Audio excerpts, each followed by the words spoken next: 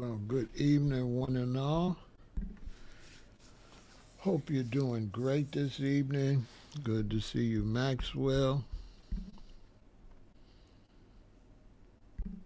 Good to see you, Danielle. Rosterman, good to see you. Make sure you hit that like button, share, subscribe, hit the notification bell, and all of that. We are here again to try to encourage you to take care of your health. The most important thing in your life is to take care of your health. There's a saying, health is wealth. And if you notice, the word health comes first. Health and then wealth. Because without good health, you can't really enjoy your wealth. If you pass away early from sicknesses or accidents you could have avoided, what good is your wealth? You know, it's not just all about eating right. It's about exercising. It's about safety. Okay? Put your seatbelt on. Drive the speed limit. Pay attention when you're driving. Don't be distracted. When you get behind the wheel of a car, take it serious. Don't be an aggressive driver. You have to drive defensively. Please listen to me. You have to drive defensively because not everybody is a good driver. So you have to drive for yourself and you have to drive for the bad drivers. You have to watch out for them. Okay? Don't be the first one to take off when the light goes green. Don't be the first one to take off because people will run their red light trying to beat the yellow light and you take off early and bam. So, you got to be careful.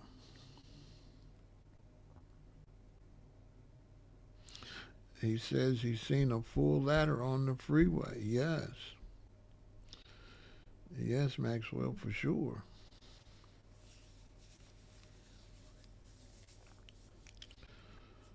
Sometimes, people have been killed by tires coming off.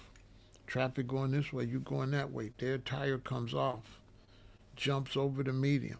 Bam! I mean, you have to be alert.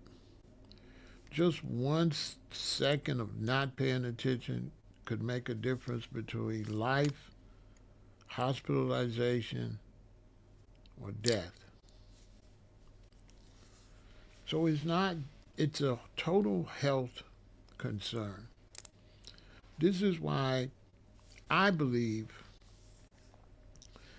going plant based is one of the best things you could ever do in your life because you're doing it out of the mentality to try to take care of your health.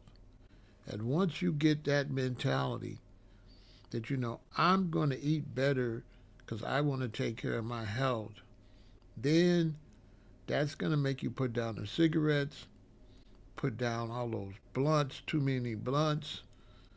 That's a little bit too much tobacco, if it's even tobacco. Are you using natural leaf or are you using cardboard? And that's going to make you, I need to drink more water. I need to exercise. Maybe I need to take some walks. Maybe I need to get some resistant cords in the house. Maybe I need to watch who I'm sleeping with. Maybe I need to settle down, find me a mate that's a clean person, and we just be with each other instead of trying to be STD catchers. Maybe I need to chill. Maybe if I cheat on my wife or I cheat on my husband, I can bring back something deadly. I could kill us both. We can both get HIV. So it's like, that's why I'm talking about this because they always talk about healthcare, healthcare, healthcare. In a world where a lot of people don't care for their health, it's just crazy to me that you want health care, but you don't even care about your health. So that's what I wanted to talk about since the situation with the guy from United Healthcare. And that's all over the media right now. And Americans are really upset because the healthcare industry has been robbing the American citizens, and the government has let them do it. The government refused to put any restrictions on them to make them deal with the citizens with respect. There's no sense of country anymore. Anytime you could say you're a proud American, but you rob Americans, you rob your own people, and then if something happens, you got to go to war. You expect these same people that you've been robbing to turn around again and put their life on the line for the country?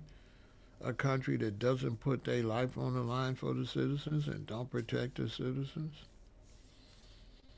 And that's a whole nother video for another day because all of this president or that president, when you're not putting demands on nobody, there really shouldn't be no big difference between the two presidents.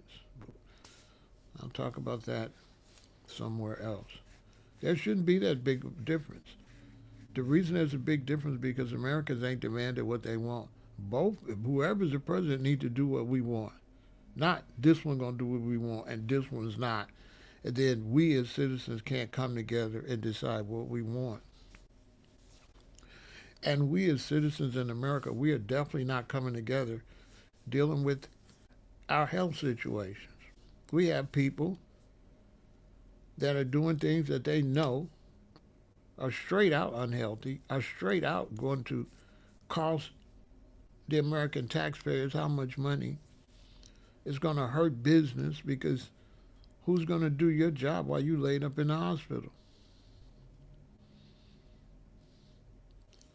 You know, anytime you live in a country that will sell you a pack of cigarettes and put on the side that these will give you cancer, it's time to reevaluate ourselves.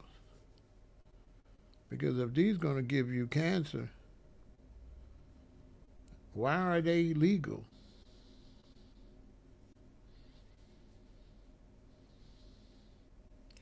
Make it make sense. Make that make some sense. How is it legal to sell cigarettes with a warning on the side is going to give you cancer? Anything that has a warning on it that says cancer causing, that citizens got to consume, should be illegal. Duh. So I wanted to take the time to push the idea of taking care of your health. I want people to understand, listen, you're in this by yourself. And it's time for you to stop being so selfish that you're drinking and eating what you like, knowing it's not healthy,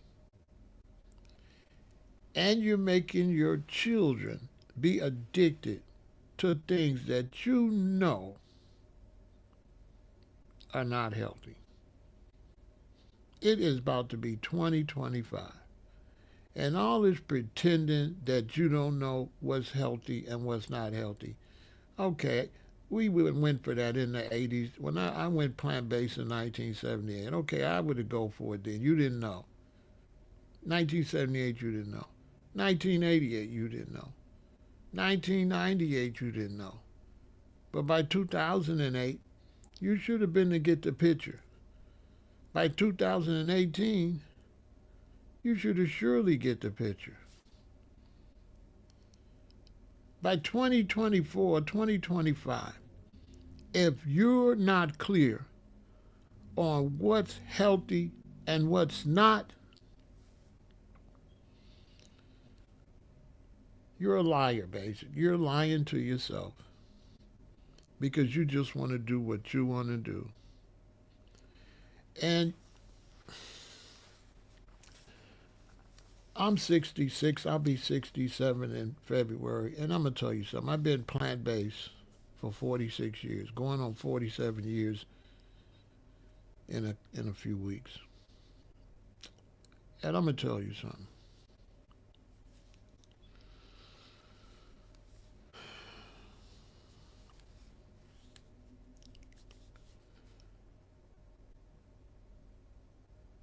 I've seen so many people, and you younger people, listen to me.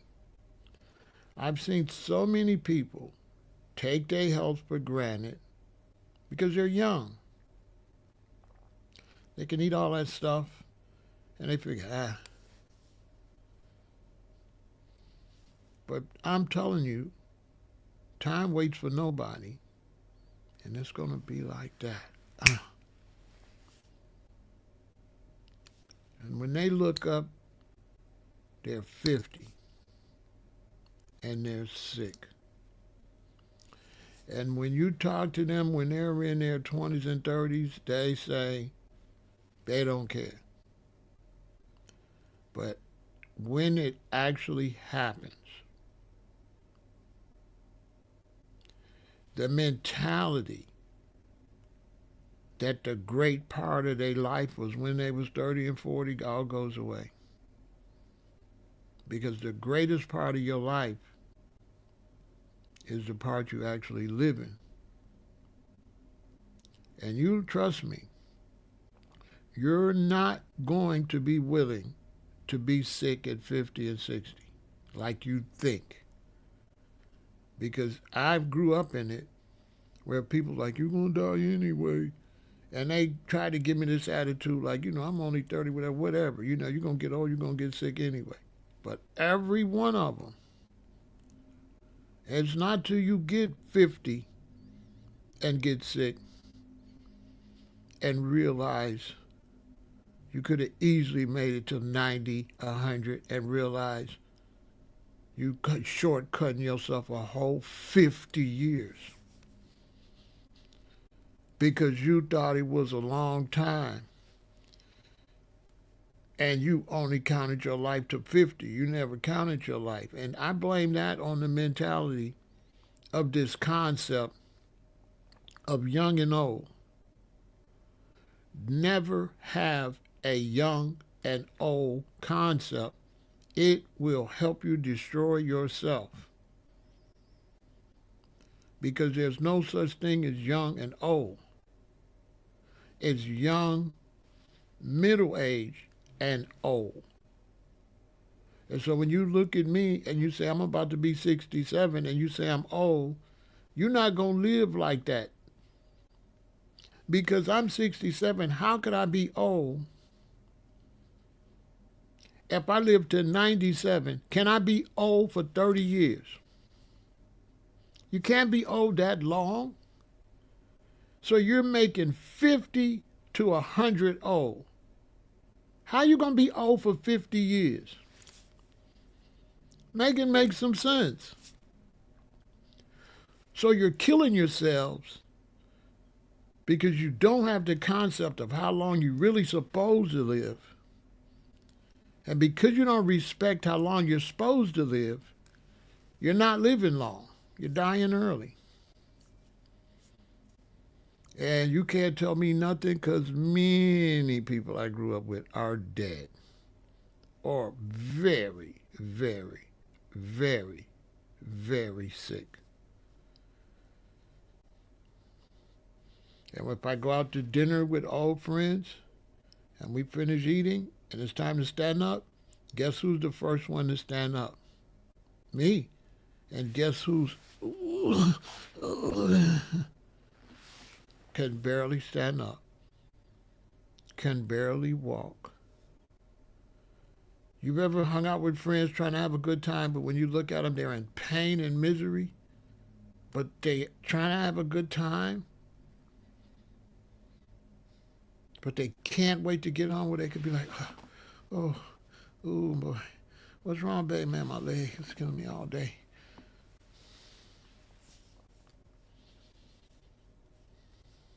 Can't stand up, can't sit down, constantly going to the doctor. Got so many things wrong with them. And many times end up in debt and have to get reverse mortgages to pay for their health care, lose everything they got. You know, you hear black people talking about generational wealth. You do know that things like cancer and stuff will eat up generational wealth, unless you're a multimillionaire. But if you're the average American that's working, you know, you got a few 100,000, you know, put up, a half a million put up. That ain't no money if you get cancer.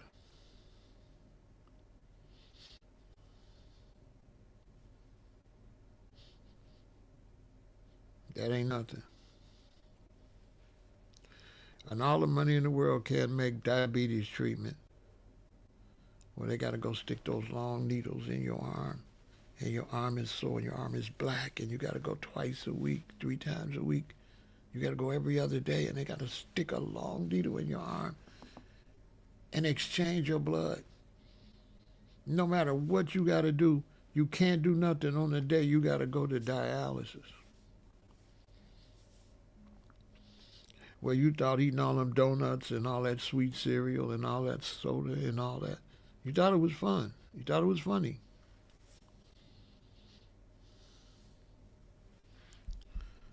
Until you got to go to dialysis. And now that you got to go to dialysis, you're depressed. You're suffering depression. Extreme depression. Seriously.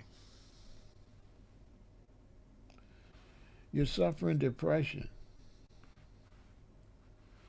I kid you not.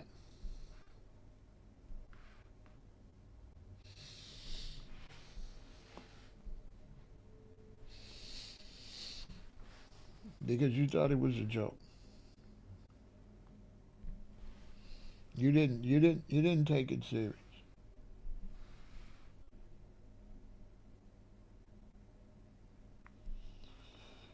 You know, you didn't take it serious. You took everything like a joke. And so I'm trying to plead with you all to please take care of your health. Take care of your health.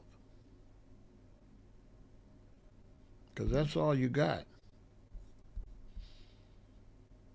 That's all you got in this world is your health.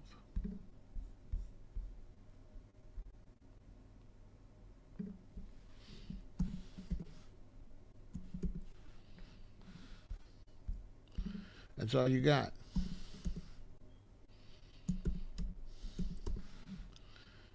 Is your health. And if you don't take care of your health, you have nothing. You have absolutely nothing without your health. Hold on a second. I'm trying to make a couple people moderators.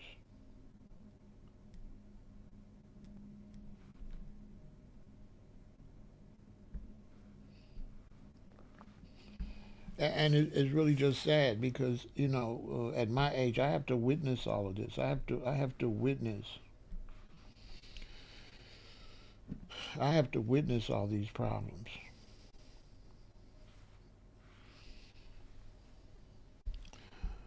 You know, I have to witness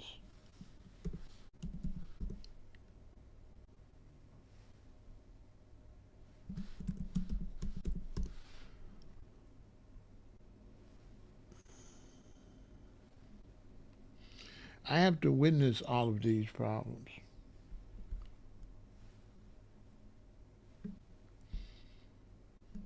Seriously.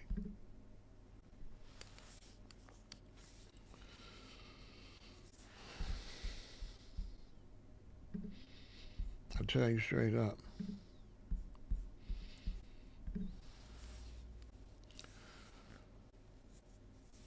And it's not a good thing. It's a bad thing.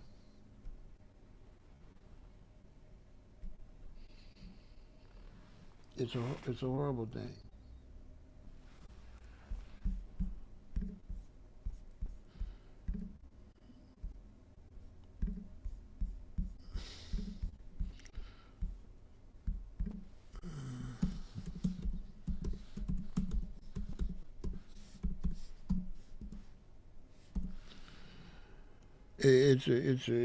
It's a real bad thing.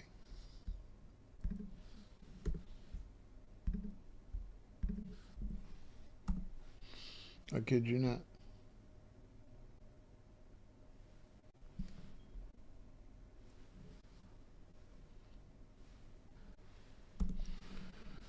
It's a real bad thing.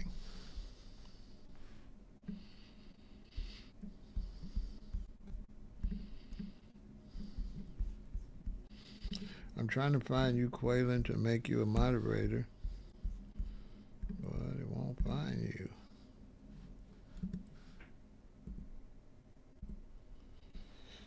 I don't know why.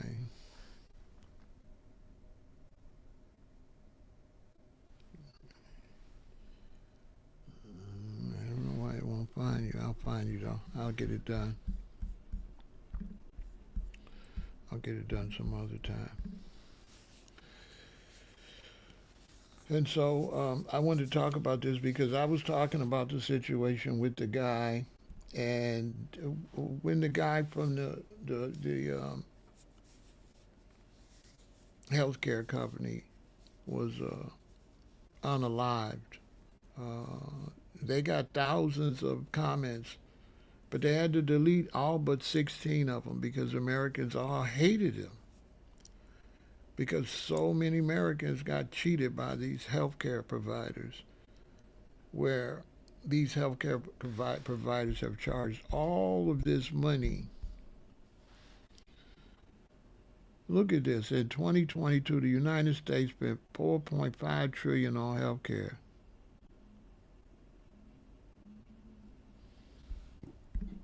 That's ridiculous. That's absolutely ridiculous. And look at United Healthcare. United Health Group to eclipse 400 billion in revenue next year. Now this was posted last year. So that means this year they're going to make 400 billion, which is 1.1 billion dollars a day. 1.1 billion dollars a day. Yet they have denied so many of their customers health care, have denied their surgeries, have denied paying their medical procedures, and the United States government has done nothing about it.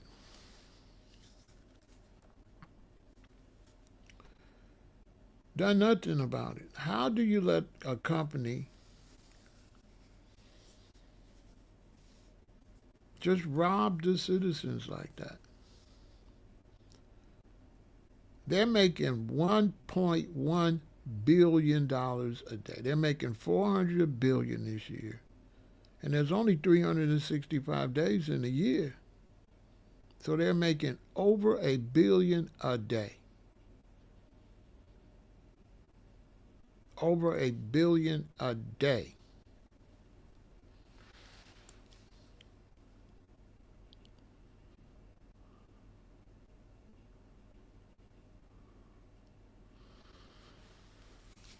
Over a billion a day.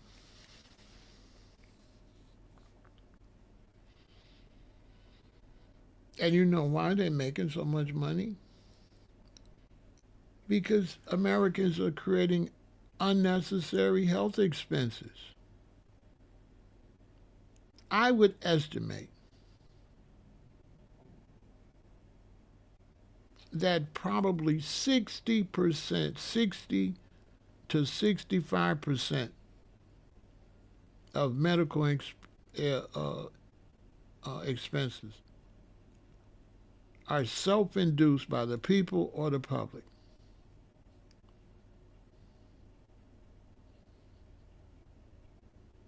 Probably more than that if you include driving crazy and accidents and stuff like that, shootings and stuff.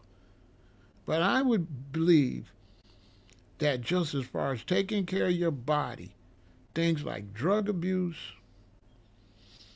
bad food, cigarette smoking, no exercising, overeating, I would bet that that's at least 55% at least of the health costs is self-inflicted.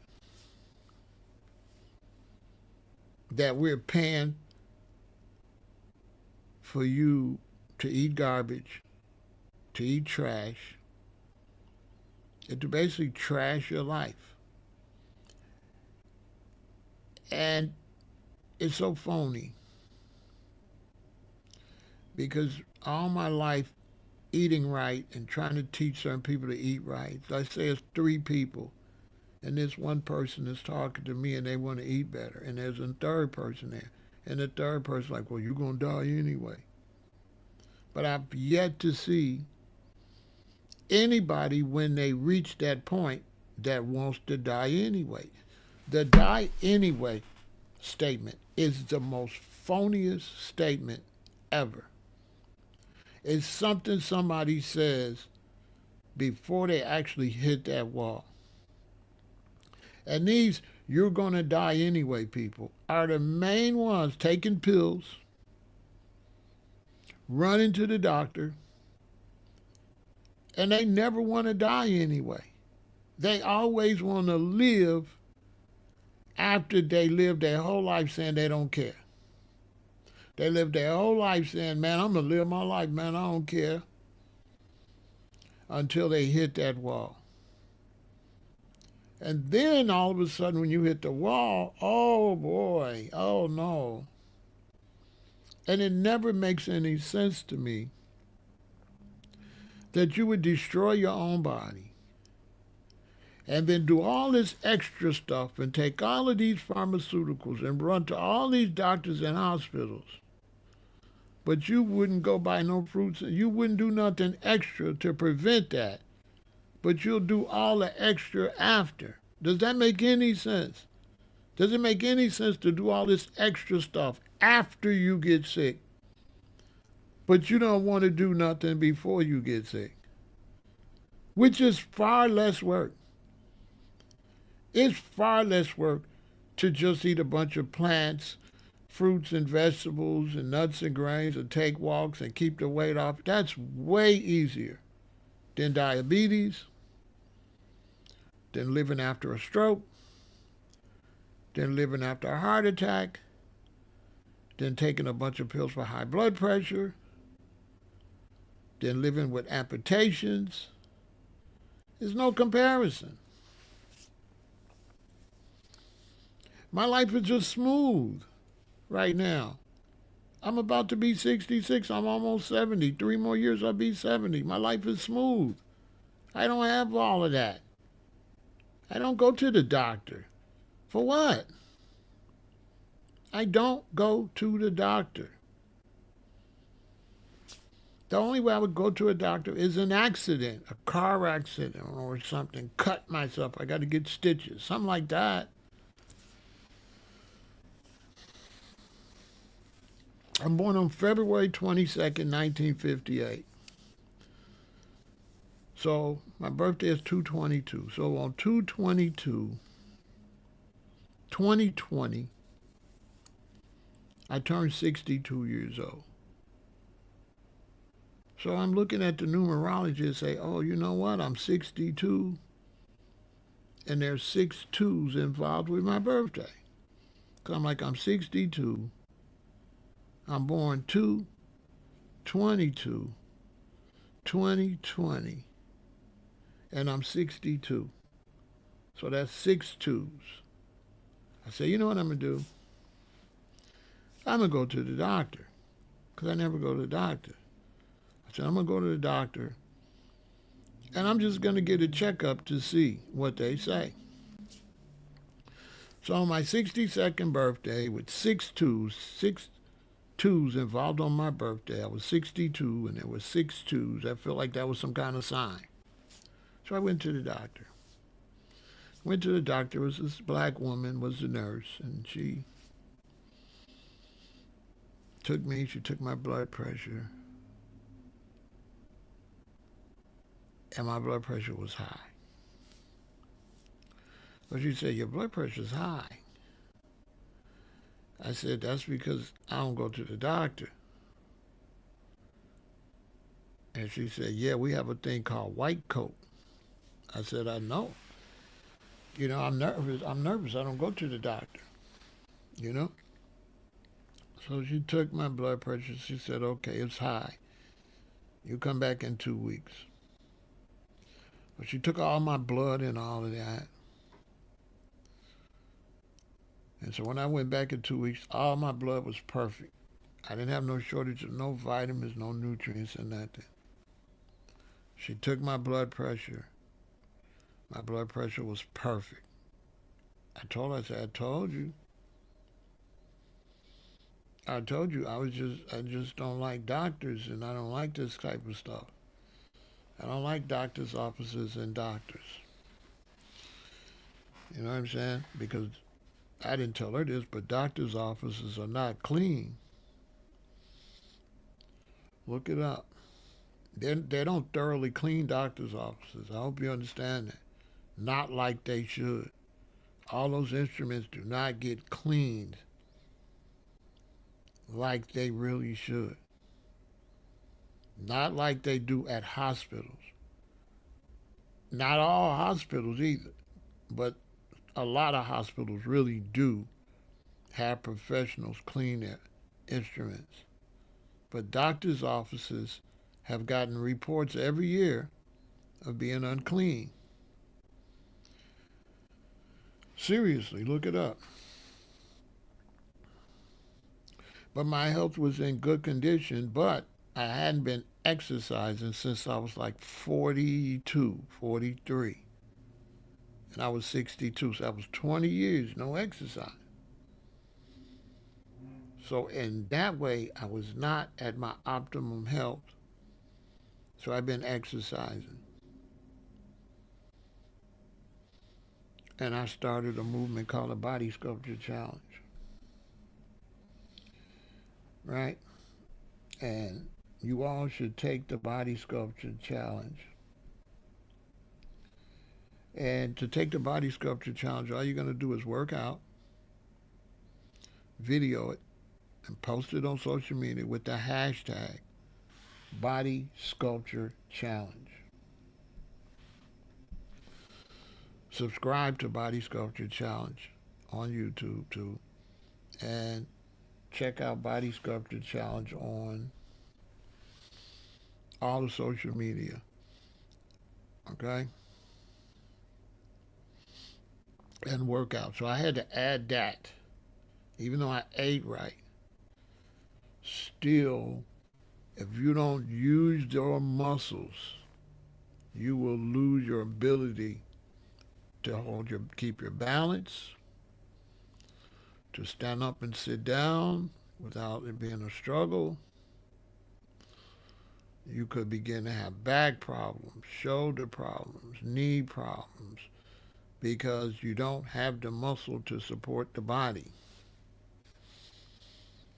So I've been doing that. And in 2025, finally, I got to the point where I'm going to the next level to really put on a lot of muscle. I put on some muscle. I got in shape. But I took my time because of my age, and I'll talk about that some other day on how you have to do that. You have to do that in stages. But the basics is still to eat correctly. Even though I'm a plant based vegan, I still have to concentrate on how I eat. Even though I use the best salt, I still have to make sure I don't use too much of it. I still got to make sure I don't eat too many sweets. I still got to make sure I eat a variety of fruits and vegetables. And so, like, I'll never get the same greens twice. I'll get, collard greens this time, spinach this time, bok choy this time. I'll change it up because you have to fight to stay alive. It's a fight. Young people, listen to me. You have to fight to stay alive. You have to pay attention when you're walking down the street because people will kill you out here. You have to be cautious how you're driving. You have to be cautious what you're consuming, what you're eating, where you're going, what type of stuff are you cooking with, what are you using, because you live in a very toxic society. And so you have to care for your health. It's crazy to have something called health care in a society where nobody cares about their health. Well, some of us do. I can't say nobody, but not enough people. You have to care for your health. You have to make a serious choice on which way you want to go. You can't go to church talking about God, God, God, God, God, and never eat the foods that God gave you, and always eat the food that men make only to make money, but they don't make it at all for your benefit. They don't make it for your benefit. They make it to make money.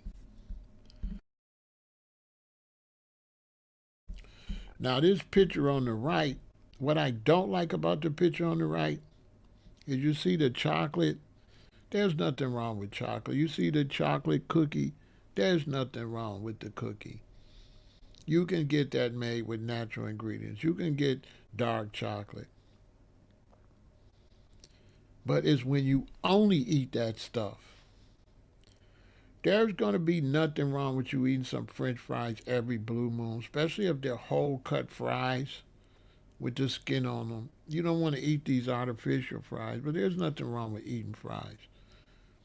The problem is when you're not eating enough fruits and vegetables and you're always eating a sandwich. Even if you're plant-based, even if you're a plant-based vegan, if you're always eating burgers and fries and a vegan fast food, it's not that that's bad for you. It's the fact that you're not eating nothing that's good for you, so you're not adding no nutrition in there, right? So it's not the fact you eating this. It's the fact you're not eating that. So you're not eating nothing that protects the body. Because if you was eating enough stuff to protect the body and you ate some candy, it wouldn't do nothing to you. Because you've been eating apples, you've been eating oranges, you've been eating strawberries, you've been eating fruit, you've been eating vegetables, you've been eating nuts and grains and herbs and spices. So if you ate a piece of candy, it wouldn't do nothing to you.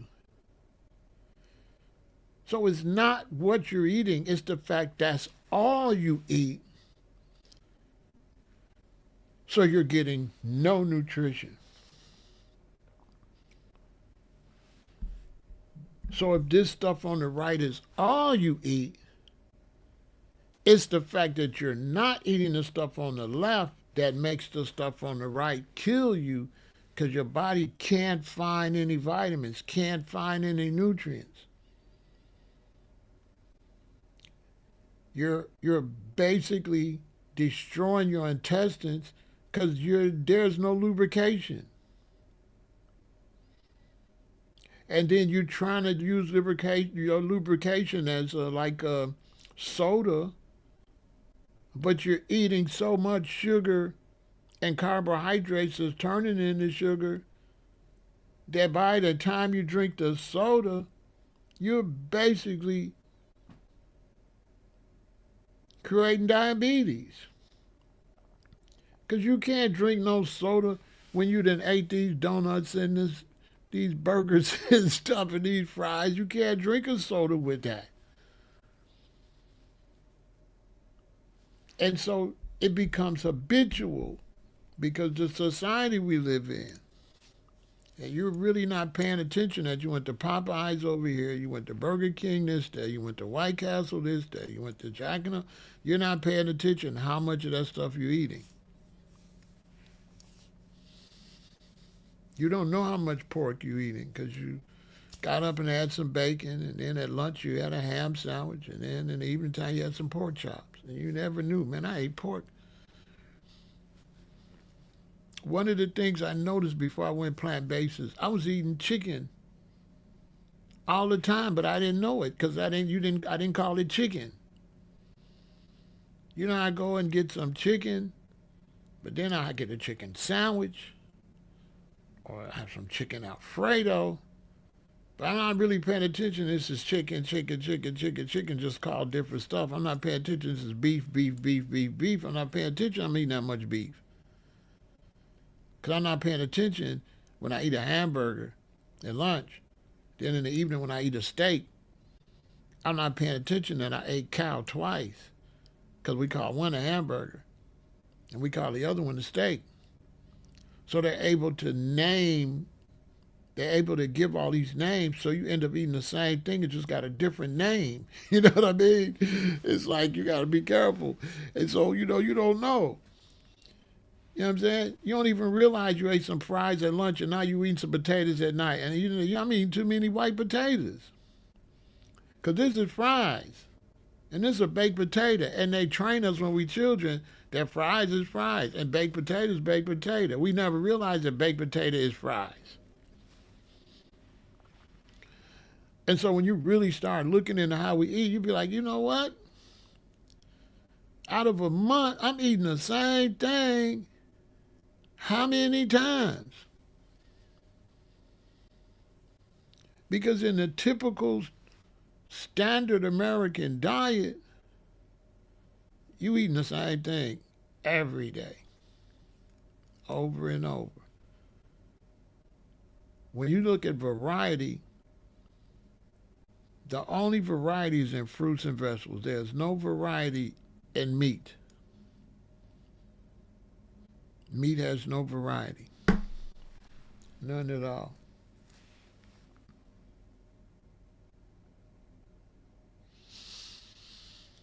You know what I'm saying? There's no variety.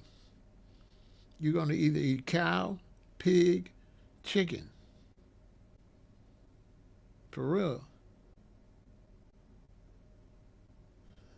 Because fish is nothing you like to eat no more than once a week, maybe once every 2 weeks. Fish, you know.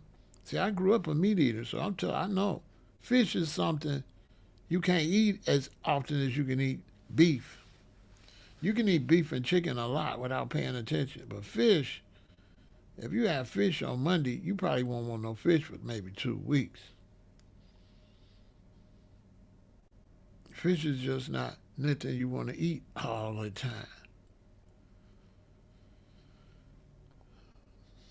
Because there's limited ways you can prepare it. You can't prepare it all different type of ways like you can beef and chicken. See, beef and chicken, you can do all type of stuff with that and really not be paying attention. You eating the same thing. Fish, you kind of know is fish no matter what. It's limited what you can do with it. So this is why McDonald's got all them different burgers. They only got one fish sandwich. But they got all, they can name the burger. You can get a Big Mac or you can get a quarter pounder or you can get this or that. It's the same thing, but they dress it different and give it a different name. You're not really paying attention. But the problem with it is that, you know, it's not good for your colon. There's too much dry stuff in your intestines. And so if you look at the leading causes of death, it's heart disease. After that is cancer. After that is chronic lower respiratory disease. Then car accidents. Then stroke, Alzheimer's, diabetes, flu and pneumonia, kidney disease, and then suicide. But look at heart disease.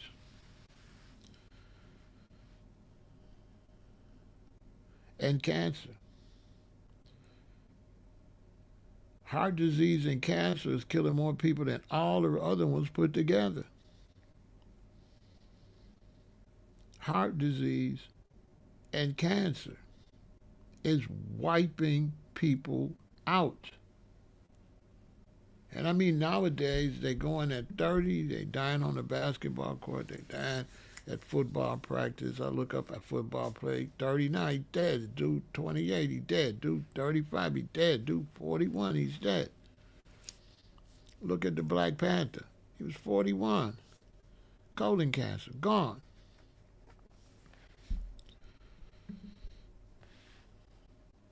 They're saying that almost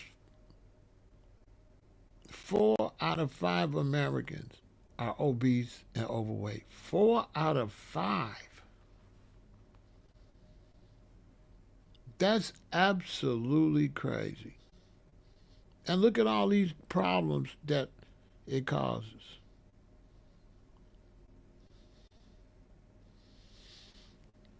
I got some of my friends, and you know that's why it's an advantage to listen to older people, because when you listen to an older person, it's like you finna walk down the road, right? You finna walk 2 miles down the road, and when you talk to an older person, it's like talking to somebody that just got back, that just walked down that road and got back. So I walk down that road and get back, and I see you young, you in your 30s, 20s, 30s, 40s. I say, hey, listen, when you walk down the road down there and you get to that big tree, walk over the other way because there's a big hole right there and you can't see it. You might fall in it. And then when you get down a little further, be careful because there's a pack of wild hyenas down there. Now, if you don't want to listen to the person that already walked down that road, you're not that smart. And so not listening to me concerning health, knowing that I grew up, born in 1958, and I grew up with all my friends, and I seen the results already. To the point that when I hang out with my old friends that's still alive, I'm almost uncomfortable asking about our friends we grew up with, because too many times, you know what they say? I say, how's Rosalind doing? They're like, Rosalind been dead. Oh. I'm like, well, how Leslie doing? Oh, Leslie been dead. Ooh. How's Julie doing? Oh, Julie been dead. Ooh.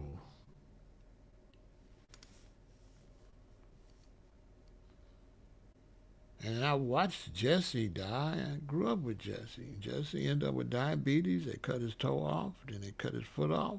Then they cut that right leg off. Then they cut the other leg off. And he was just on the porch in a wheelchair. And his sister was bringing him a big old McDonald's soda and a big old bag of McDonald's, even with one leg cut off, till the other leg cut off and he died. She didn't know no better. I'm not saying she doing it. She didn't know no better. They was still feeding them what was killing them because they don't know no better.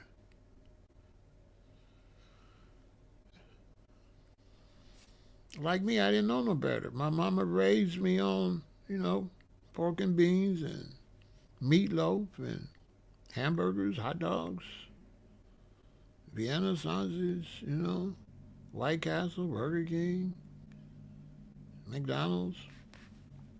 I didn't know nothing was wrong with it. I was raised on it. But I did begin to realize that my parents from Alabama with limited knowledge. And you have learned how to eat from your grandparents and your older people, your relatives that have limited knowledge. They did not know what they was doing.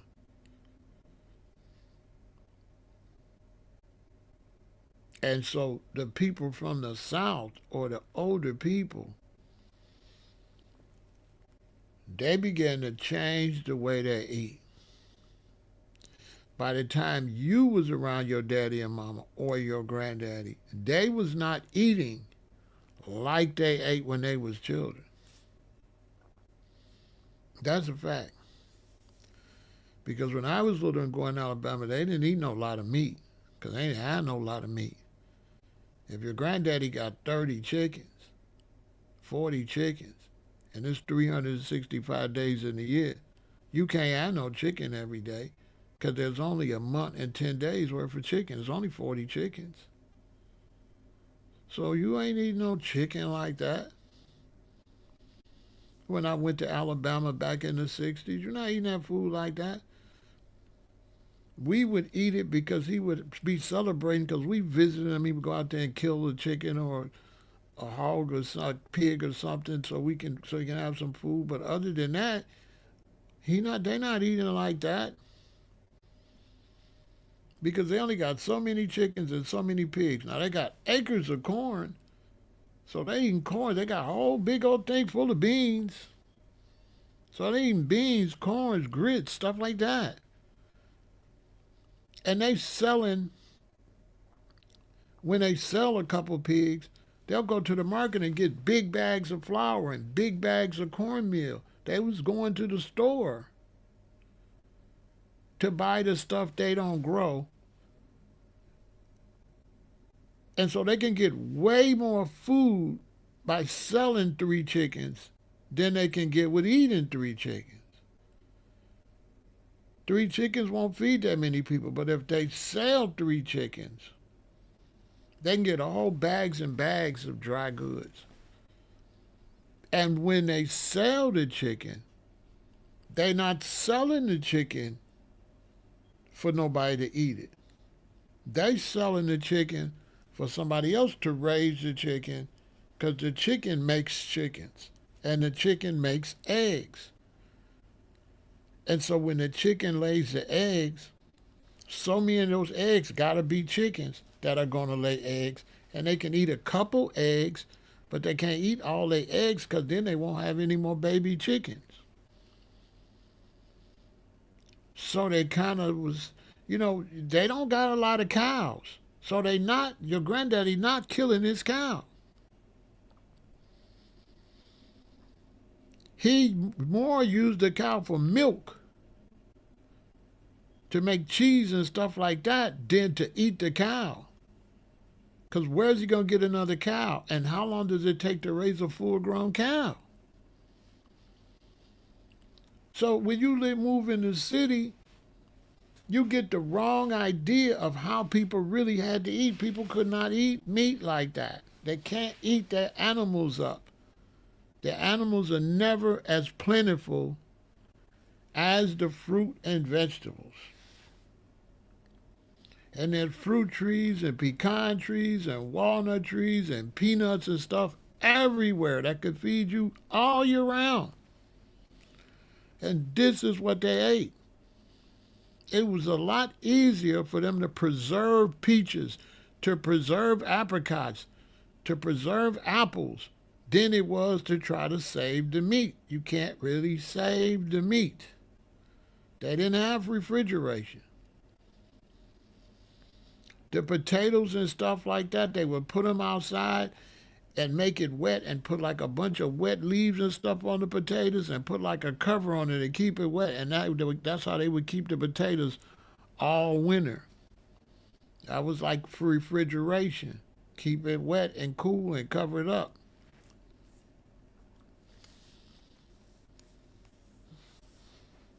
And so when my parents was born in the 30s, when they moved to Chicago,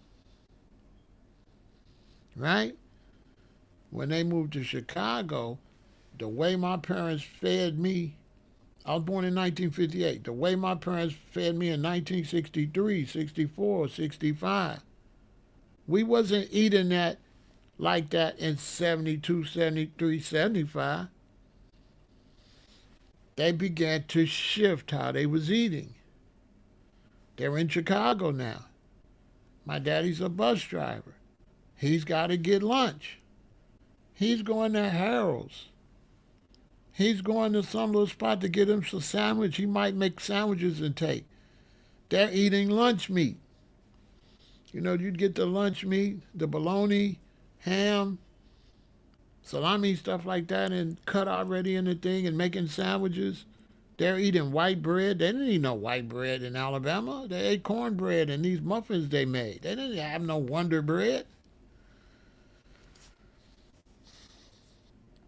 And so my parents began to adapt the way they was eating. Eventually they went from cornbread to Jiffy Mix. Then they went from making fried chicken to shake and bake. And more fast food restaurants are popping up. My mother's working, my daddy's working. Mommy not cooking like that when she get home from work. Mommy not cooking like she was cooking in the 60s. By the time you get to the 70s, mommy not cooking like that. Mommy come home with some White Castle for y'all. And then us as children, we don't want, you know, we born in Chicago. We don't want pork and beans. We don't want cooked food like that no more. We ate that when we was little children. By the time I got in the 5th or 6th grade, I don't want no Alabama food. I'm out shooting dice or whatever, making my money. I'm going to McDonald's. Little girls on the block I grew up with working McDonald's, we can go in there and they'll give us some food and we give them $1 and they give us like $6 worth of food. We order a bunch of stuff and they say they charge us and we give them $1. I'm trying to get a Big Mac. I don't want no chicken and noodles. I don't want no pork chops. I don't even want to come in the house like that. When I come in the house, I'm ready to go to bed. So I'm a city boy. I'm in the city. I remember when we used to go to Alabama and when we would drive on the freeway in the 60s, they had these places called Stuckey's. And my grandmother used to like to go to Stuckey's and get her pecans and stuff like that. And we would eat a lot of fruit back in the 60s. You know, they got some fruit in the car. We eating tangerines or plums or nectarines, you know what I mean? Pecans and stuff like that. But me and my sister, we want McDonald's. See what I mean? Cause we born in Chicago. My mom and daddy born in Alabama. We not. So we want McDonald's. So I remember we kept begging them about McDonald's, and my dad said, ain't no McDonald's down here. So he went to this place called Big Boy. It's a big old white boy statue. Big old statue of this white dude. We didn't like it. Because it wasn't McDonald's. You know what I mean? So we didn't like it. Because we in the city, and now things are moving faster. Economically, blacks were living really well in the 70s after the civil rights. I don't know what nobody lying and telling y'all, but the civil rights movement, black people was living real well. That's how you got all these neighborhoods. You see all these neighborhoods you saying getting gentrified? When you think you got them? You got them in the 70s. Martin Luther King and them helped you get all that stuff. So I don't know why people are trying to paint MLK a false story. No, black people was living really well in the 70s. Anybody tell you anything other than that is a lie. Black people in Detroit was working at Ford. Here in Chicago, they was work for CTA. They was working for the post office. My mother worked for the United States government. My mother worked for the city, then the state, then the federal government. They had jobs. They had Cadillacs, Buicks, cars. Children had new clothes. Black folks in the 70s were living better than y'all living today. That's a fact. Buy a whole house. My daddy bought a house. His mortgage was $225 a month for a two-story house, 3 bedrooms, 2 bathrooms, a basement. $225 a month for a brand new house. Not no new house, brand just built, brand new. Pay a little deposit, $1,200, and move your ass in and pay the $225 a month. Now tell me y'all living that good.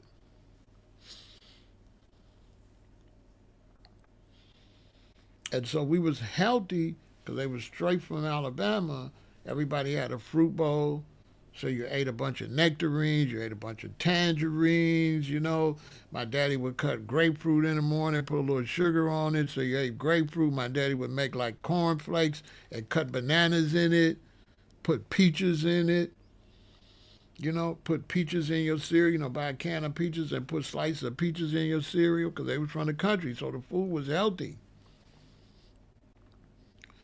But by the time we got to the 70s, and my generation took over, my generation is the one that established what y'all eat. So when you hear people talking about, when I be telling y'all to eat right, and people know, well, my granddaddy, listen, your granddaddy ain't got nothing to do with the how you eat it. This is absolute facts. The way you all eat today, my generation established that. That's absolute fact. They ain't eating like that in Mississippi no more. They going to Chick-fil-A and all that in Mississippi. Ask somebody. Ask somebody how they eating in Alabama and Mississippi. They ain't eating country food like that no more. Hell no. They going up to the little crossway where all the food places is at. And they about that gunplay and they gang banging and everything in Birmingham, Alabama. To ask them about Birmingham, is it the same Birmingham, Alabama I was going to in the 60s? Hell no. But whatever you want to believe, go your ass to Birmingham. You'll see. That ain't no 1965 Birmingham. And so my generation, that's why you got to listen to me. Because my generation created the way you eat. And that is an absolute fact. So it's kind of like poetic that I'm trying to help you when I'm the generation that messed your food up. That's a fact. Because my mother and father, you know, they was feeding me, you know, when they used to give us our food, it'd be some corn on the cob, some cabbage, some string beans like that, some black eyed peas, and some chicken. And your mama give you your food, you pick up the chicken. You know, my mother used to say, put that chicken down and eat your food. Now just think about that saying. Put that chicken down and eat your food. Because they didn't consider chicken the food. They considered the vegetables the food, and the chicken was just an appetizer. And so I had to eat my corn on the cob. I had to eat my cabbage. I had to eat all that and my chicken. But I couldn't just eat the chicken and get full and leave all them vegetables on the plate. They wasn't playing that. So in those days in the big city, soon as you get 16, 15, you get your permit, and on your 16th birthday, you get your license. So I get my driver's license at 16.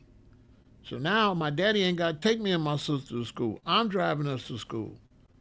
So after school, boom, I'm dead at White Castle. I'm dead at Church's Chicken. And when I go to Church's Chicken, am I getting any vegetables? No. I don't want no vegetables. I just ate vegetables because my mama made me eat vegetables. But now I'm 16, vegetables smestable. I'm going to McDonald's. I'm getting a Big Mac, a double cheeseburger, a large fry, and a large Coke, and an apple pie. I ate vegetables. French fries was my vegetables.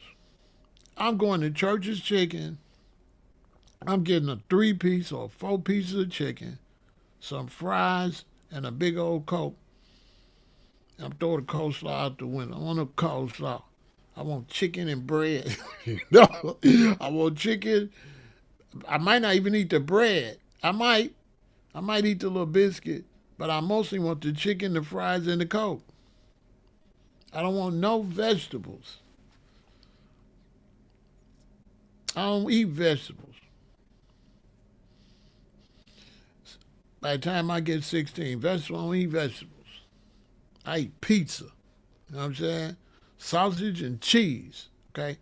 I don't want no vegetable on my pizza. I want sausage and cheese. I don't want no vegetables. I want a chili cheese steak. I want a hoagies. You know what I'm saying? I want some White Castles. I want to go to Jack in the Box and get me some of them big soft tacos or a jumbo jack. And if it ain't the vegetables that come on the burger, I don't want it. I'm not even coming in the house and eating. I'm out hustling, getting my own money. I'm not eating mommy food no more. She might as well stop cooking because I'm not eating none of that. The coleslaw got out the window. Boy, I'm 16. We over whooping. No, we smoking. We driving. And we eating pizzas and burgers and chicken. No vegetables. So imagine me when I turn 20 and I start going vegan. Well, at that time, I'm vegetarian. My parents couldn't believe it. They're like, not the person that eat all the link sausages. Because for breakfast, I go to breakfast, I get the eggs, and my eggs got to be cooked till they ball up. I don't want no yellow eggs. Then we would go to like a smorgasbord breakfast at Holiday Inn. I get link sausage, patty sausage, and bacon on a whole plate. Then go back and get another plate with everything else on it. My mother said, this don't make no sense. I was skinny. So I'm just eating meat and pop. I'm drinking pop. Y'all call it soda, but it's Chicago. We call it pop. I'm eating meat and drinking pop and eating fries and pizza. No vegetables. But I grew up eating a lot of vegetables. I grew up popping the string beans for my mother. So once I seen Dick Gregory and decided I was going to go plant-based, it was very easy for me to go plant-based because I was raised by country people. So I was already used to eating turnip greens and mustard greens and sweet potatoes and corn on the cob. So when I went vegan, I just went back to the food my mother used to cook for me. I just cooked it without the dairy products. So I went back to sweet potatoes.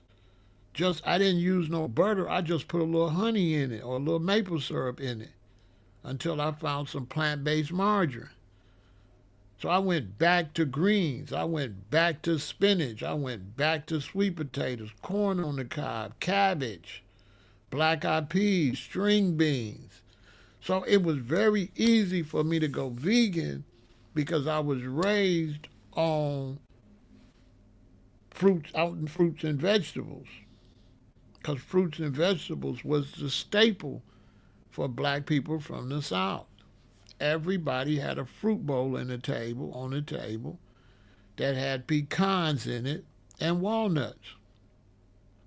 And Brazilian nuts that nobody eat because the kids, we couldn't crack them. They was too hard.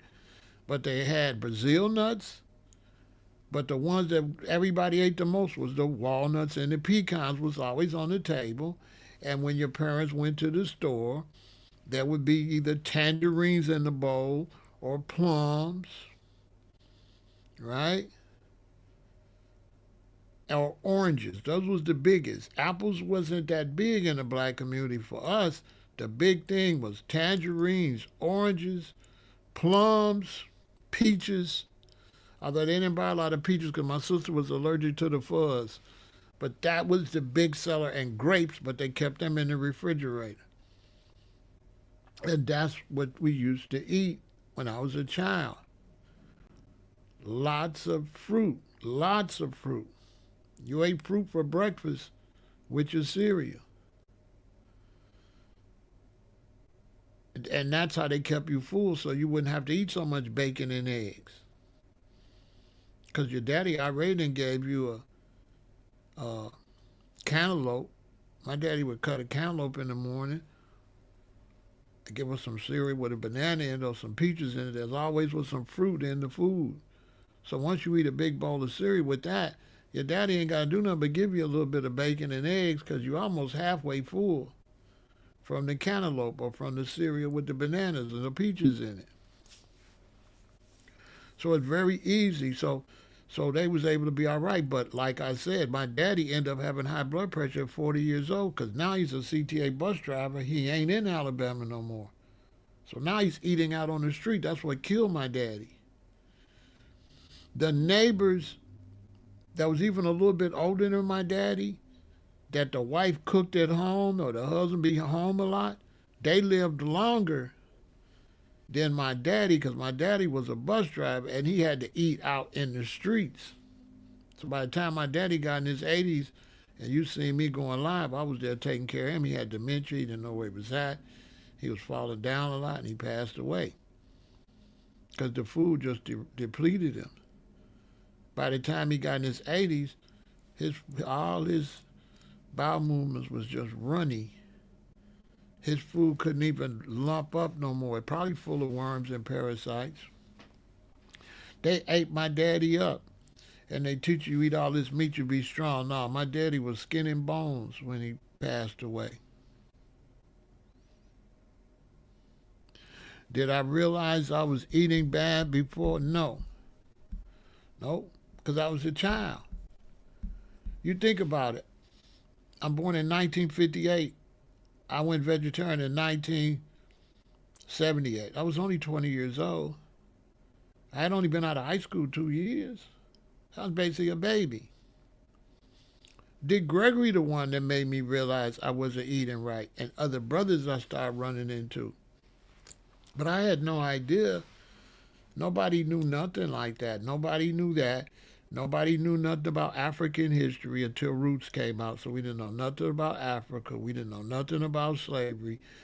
We didn't know because our parents knew about slavery, but they didn't discuss those matters. They didn't discuss racism and stuff like that. They didn't want us to be afraid.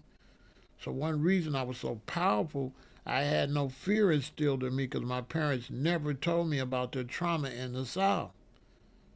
So when I went to school with Europeans, I wasn't scared of them because I didn't know they was nobody. They wasn't nobody to me.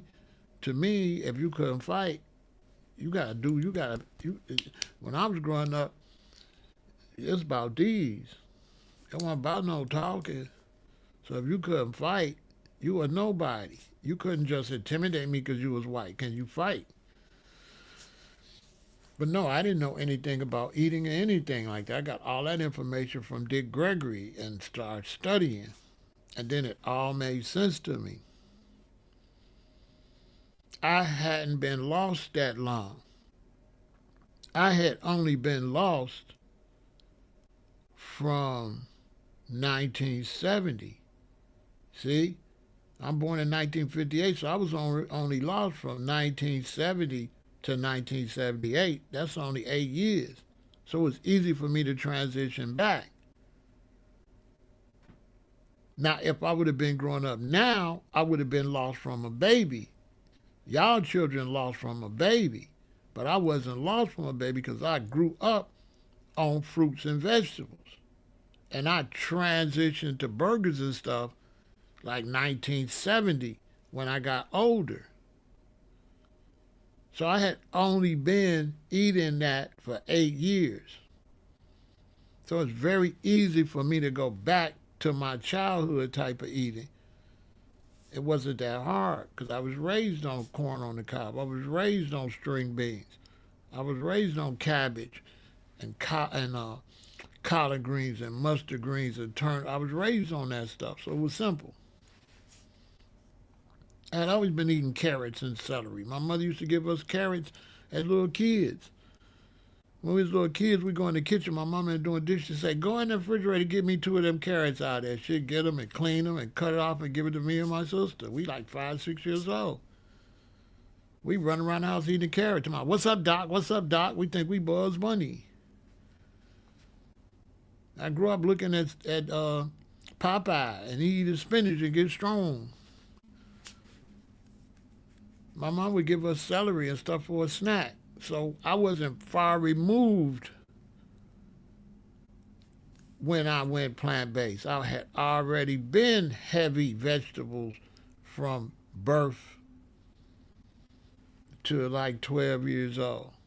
So the first 12 years of my life, 12, 13 years of my life, I'm heavy vegetables and fruit. So that's why the transition was a lot easier because I was already used to eating walnuts and pecans. And I was like, yeah, I just go back to cap. It's like it was a more simpler transition because it was like, oh, I know exactly what to cook. Cook me some soul food without the meat. Because what they don't tell you is soul food wasn't no meat. Soul food was greens, sweet potatoes, corn on the cob was soul food. I don't know what they trying to tell y'all. Soul food wasn't meat.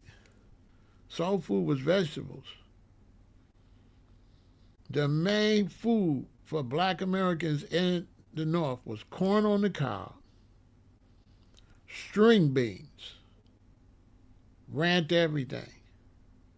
String beans and corn on the cob. And then everything else kind of moved around, you know. You had your black eyed peas and you had your cabbage and you had all that. But the main staple was string beans and corn on the cob. Your mom would cook a big old pot with 12 ears of corn on the cob in it. Corn on the cob was a staple. We didn't eat canned corn. We ate corn on the cob, which is excellent for your teeth and everything. That was real corn that was really healthy. I haven't eaten corn in years. The cabbage was real cabbage. This cabbage is like some type of plastic or something. I don't know what that is. The greens was a staple. Collard greens, mustard greens, and turnip greens was a staple. Black folks didn't really eat spinach. They ate greens and cabbage. Cornbread was a staple. Black eyed peas was a staple. It's basically what you ate. Sweet potatoes, baked potatoes. Your mother would bake a potato in the oven. It was easy. Your mama could put a bunch of potatoes in the oven and bake them. Cut them and put some butter in them and eat them. A little salt. And so it was easy for me to change, Quentin, because I wasn't raised on hamburgers and stuff. I wasn't even raised on cereal. When I was a baby, they didn't have cereal. When I was a baby, they eat malto meal and stuff like that, cream of wheat. So when I was a baby, 2, 3, 4 years old, only cereal we had was cornflakes.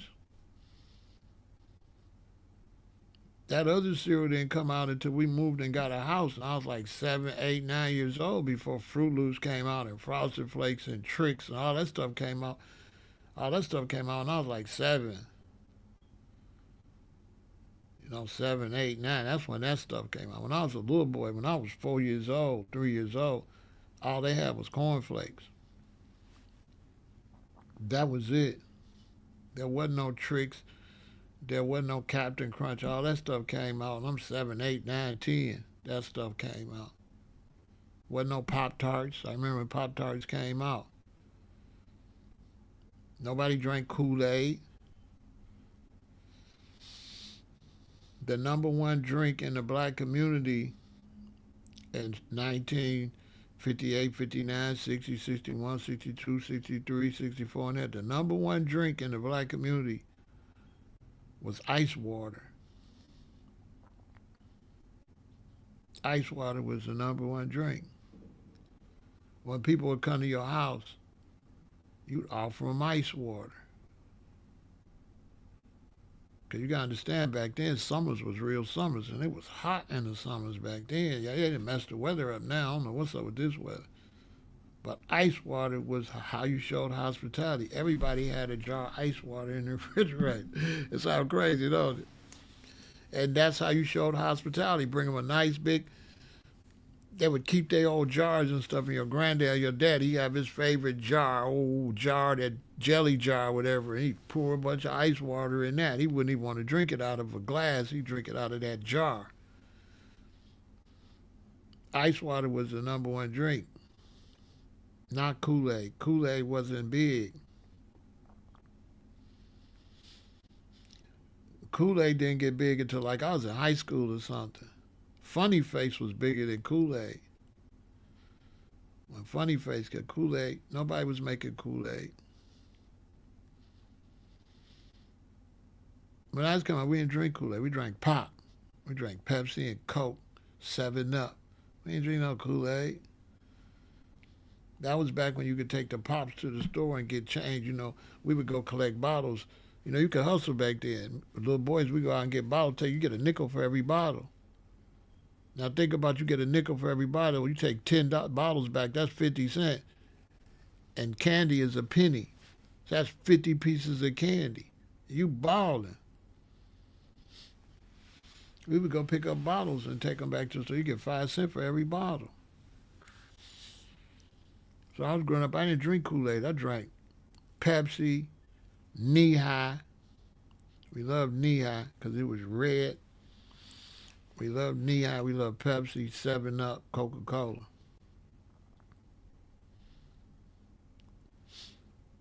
Pepsi was bigger than Coke. Coke didn't get big till I got in high school. But when I was a little boy, Pepsi ran everything. And 7 Up. And if you got sick, your mother get ginger ale. And then, of course, we drank orange juice and milk. Milk was big. You get the milk and put the Hershey syrup in it and stir it up, make you some chocolate milk. Yeah, we used to make our own chocolate milk with the Hershey syrup. Get that milk out of there, put the Hershey syrup in there, spill it in. As a matter of fact, the first time Kool-Aid got popular is when somebody realized you could put it in your milk. And you go get that strawberry Kool-Aid and put it in your milk. It was good, too, for a kid. Kids eat weird stuff.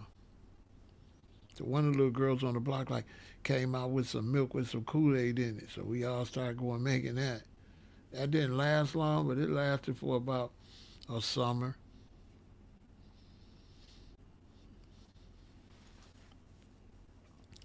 And then they came out with that Funny Face. We went crazy for the Funny Face.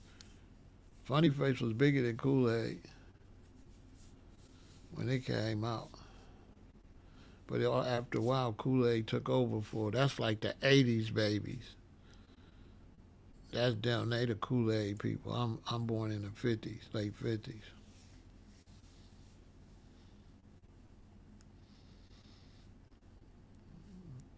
We didn't do cookies that much. We did candy and hosted fruit pies. We didn't do cookies a whole lot.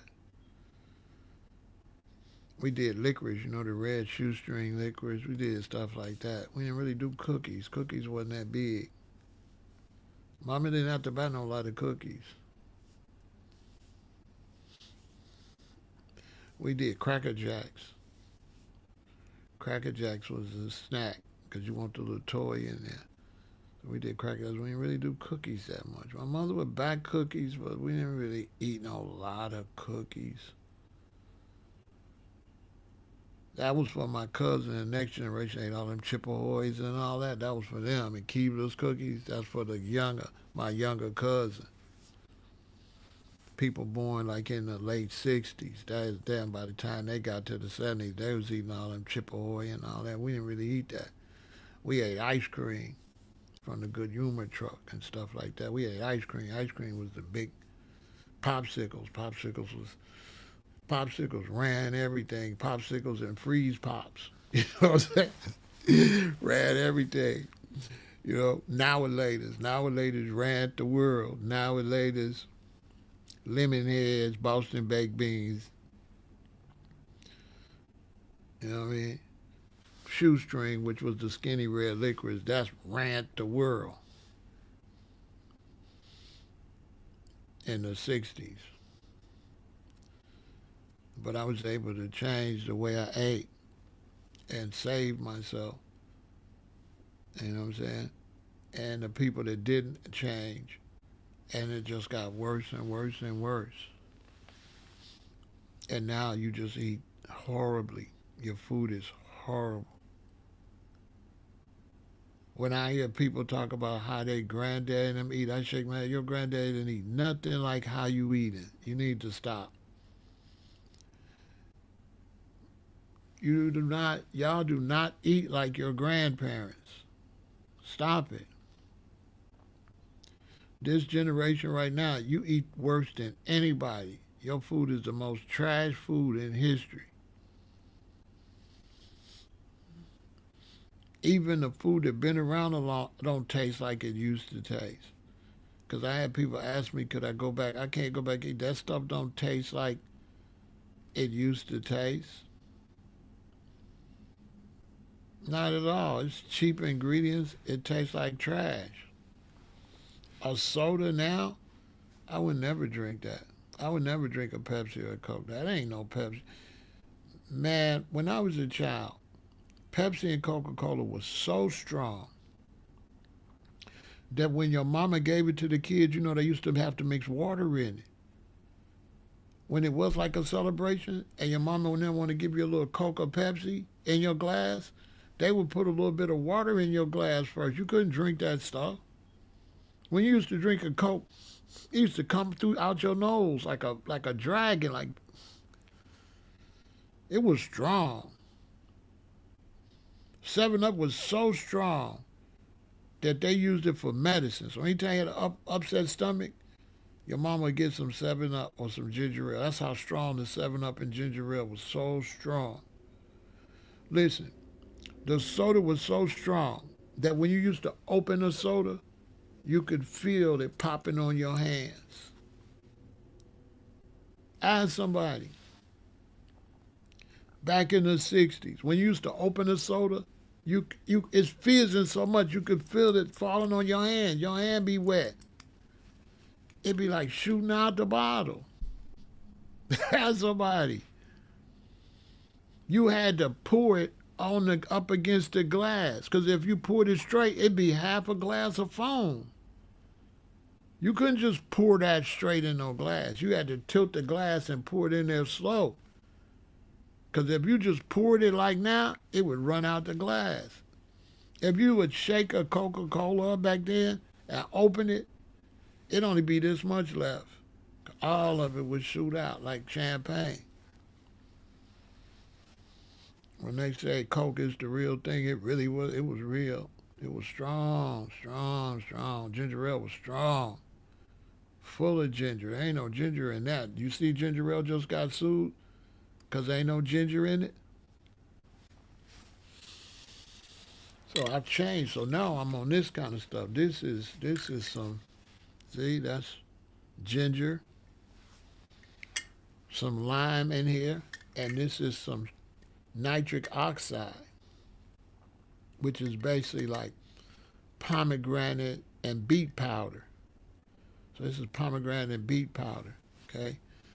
And so, men, you should be drinking this nitric oxide. You should be eating beets, pomegranate powder, beet powder. That's going to keep all your veins open. That's going to stop you from having ED. See what I'm saying?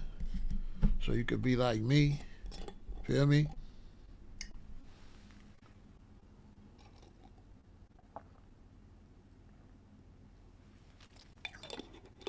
So this is limeade. This is nitric oxide with some ginger in the bottom. This keeps your veins open. If you keep your veins open, you won't have ED. And you'll be like me. And I see some ladies tonight that should be having my baby. So if you don't keep them veins open, you're going to have ED. So you need to be eating them beets or get that beet powder. I'll show you.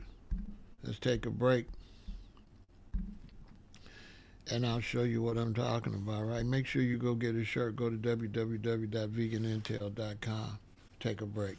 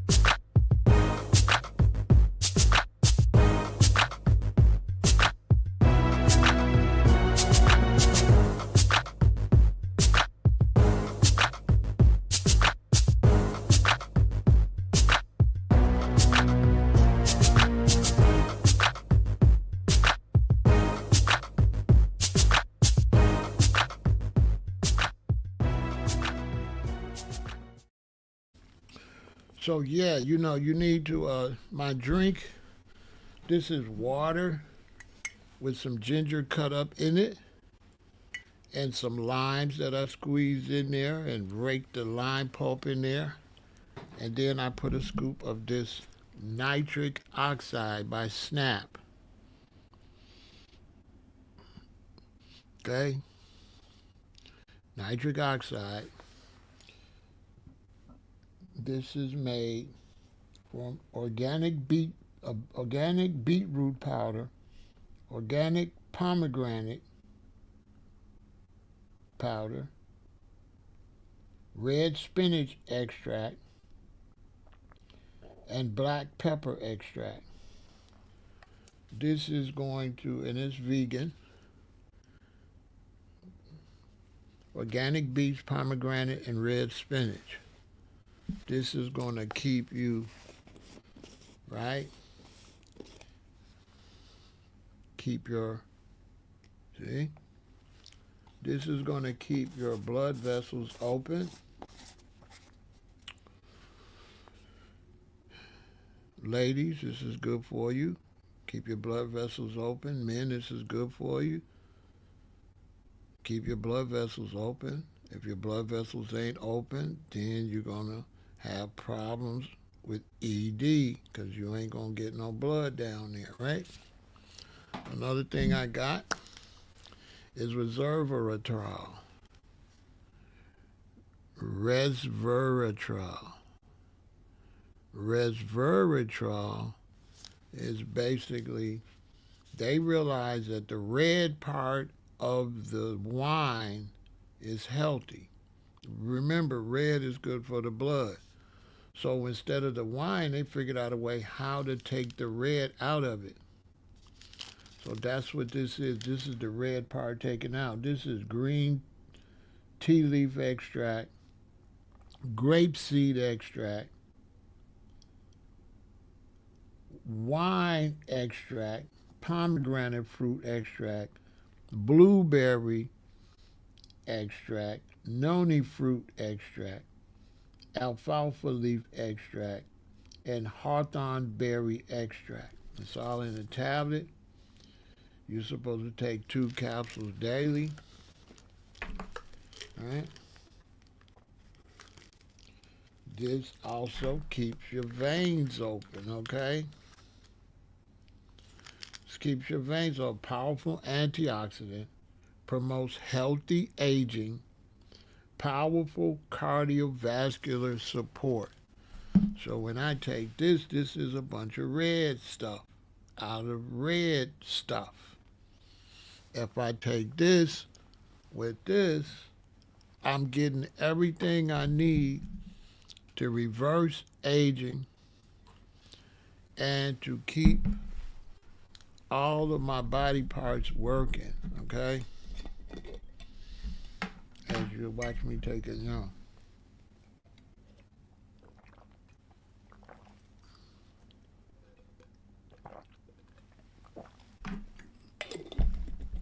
So the same way you put an effort to go to the party, the same way you put an effort to make some money, the same way you put an effort to have fun, you have to put in an effort to stay alive.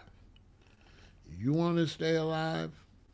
You have to appreciate your life and you have to work to stay alive. And the older you get, the harder you have to work to stay alive. You want to be able to stand up and sit down? You need to do some exercise. Want to be able to think clearly? You need to do some exercise. Want to have a healthy gut? You need to eat more fruits and vegetables so that you have good digestion. You can't be paying for health care but not taking care of your health.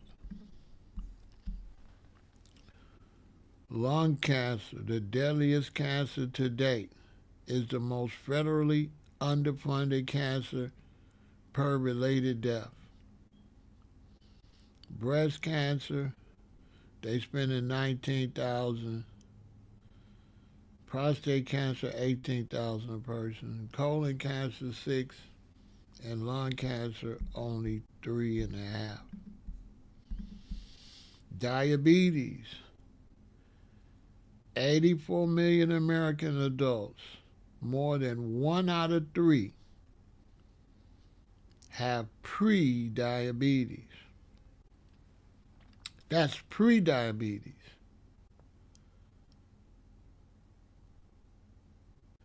9 out of 10 people with prediabetes do not even know they have it. Stomach cancer. You have to watch out for H. pylori infections and all these different things.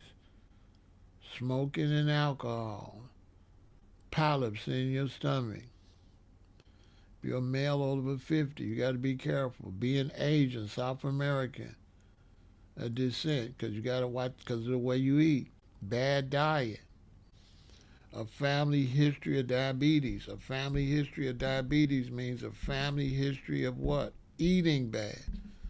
So it's not the family history, it's the fact you adapted how the family eats.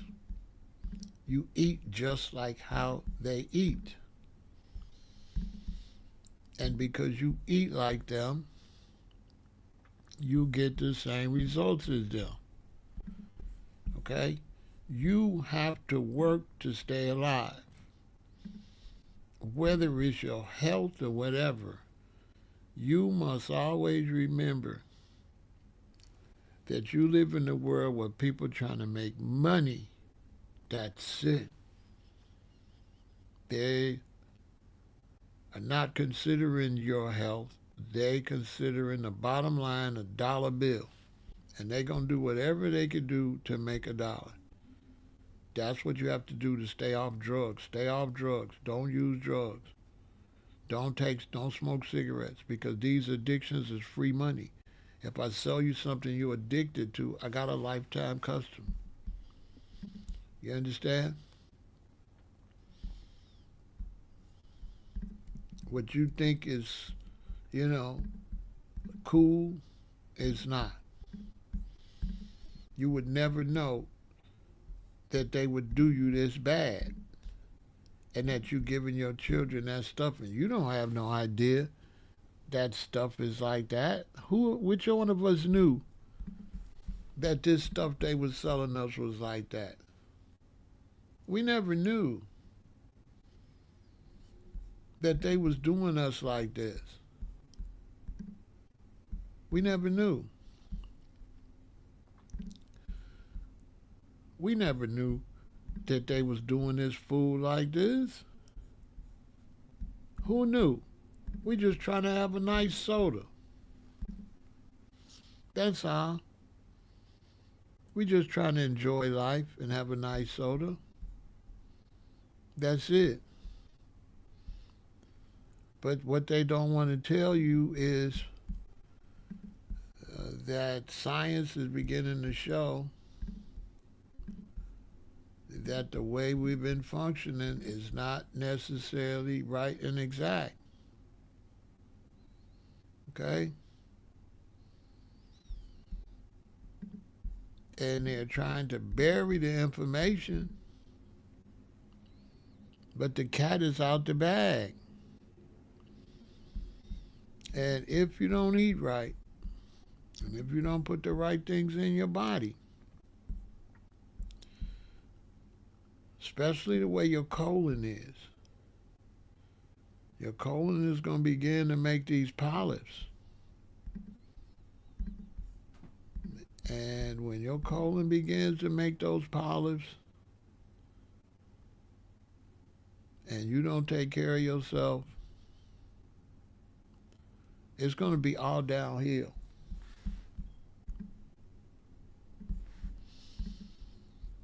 Because the body is not designed for what they're selling you. It's just that simple.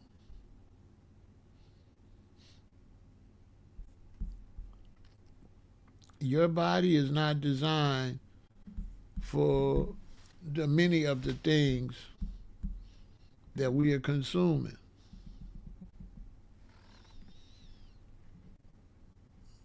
It's just not. And, we are in the future now, so we have more information than back in the past when I was growing up. We have the information. We know that these polyps get bigger and bigger, and once we get to stage 4, it's going to bust, and it's going to spread the cancer to all your organs. And we know they want to check your colon for polyps, but we know now that you can make it where they don't got to check your colon for polyps, because you're not going to put nothing in your colon that it gets stuck in there and won't pass through your colon, because now we know what the colon looks like, and we know that we need to eat something that could easily what? Slide through your colon. So now we look at our food. Is our food, am I eating concrete? Am I eating something that's going to get compacted in there?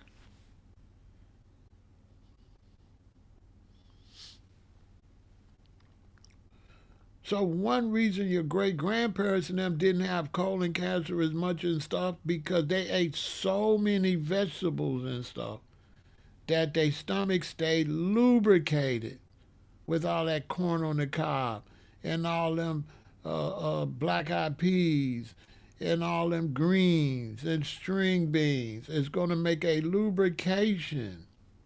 But my generation, I'm coming up eating Big Macs and hamburgers and Italian sausages. So there's no lubrication in my food. There's no lubrication in my food. So my colon's going to be compacted. If I stuff all this dry food in my colon, it's going to be stuck in there. My stomach going to start to get bigger and bigger and bigger. It's going to start to make little knots and infections. I'm going to keep eating the same way, so the little knots are going to get bigger and bigger and bigger, because I'm trying to stuff some dry stuff through 20 feet of stomach. Your intestines is 20 feet. How you going to get that stuff through there?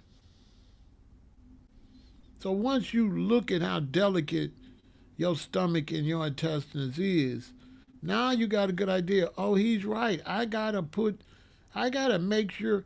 Look, would you take your car and open the gas tank? What's gonna happen if you put bread and bologna and chicken in your gas tank?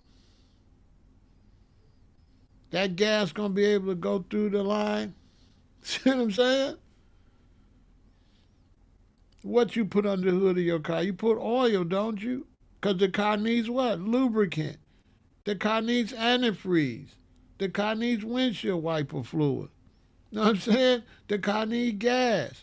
You don't put nothing lumpy in your car. Because it ain't going to run. It needs lubricant.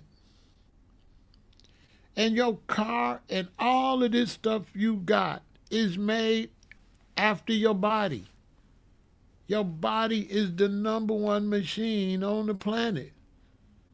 They trying to make a robot, and look how long they cannot make a robot. How long it's going to take them to make a robot could do what we do? Them robots is going to always be stiff. They will never make a robot that can move like a person. It'll never happen. They'll make it so it can move, but they'll never make anything that can move like us. Never. They'll never make a robot that can dance like Michael Jackson. Never. They'll never make a robot that can dance like Chris Brown. Never. Ever. They'll never make a robot that can play basketball, football, or baseball as good as us. Never. They might make a robot that can hit the ball out the park. But they ain't going to be able to make no robot that can run, slide home, and all that, do all them fancy catches. And how they going to make a robot do that? We're the greatest machine on the planet. And the greatest gift you ever got is your body. It's a gift. And you got to cherish your body. And you got to cherish your woman's body. You got to cherish your man's body. You got to cherish your children's body and your grandchildren's body. You have to cherish your body. And you have to be like, don't put that in that baby's stomach. No, don't put all that red dye in that baby's stomach. Don't do that. I remember I was at the store one time. And there was a lady in the store, and she was buying some juice. So I told the lady, I said, ma'am, you shouldn't buy that juice. You should buy this juice.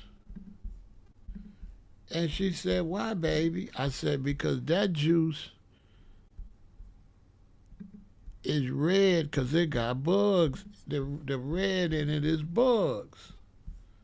So she like, baby, stop. I said, ma'am, you see this ingredient right here? This is bugs. She said, are you lying? I went to my phone and showed her. And she said, this don't make no sense. I've been drinking these bugs. And she said, I don't like no bugs. I said, well, you've been drinking them.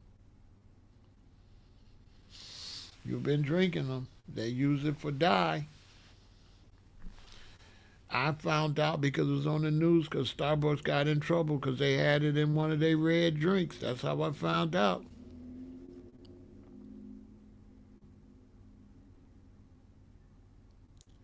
And they said there have been reports that the bug-based coloring can cause severe allergic reaction in some people. Carmine can be found in Skittles, Good and Plenty, Danish strawberry yogurt, Ocean Spray grapefruit juice, and oftentimes strawberry or raspberry ice cream. Okay? I'm telling you.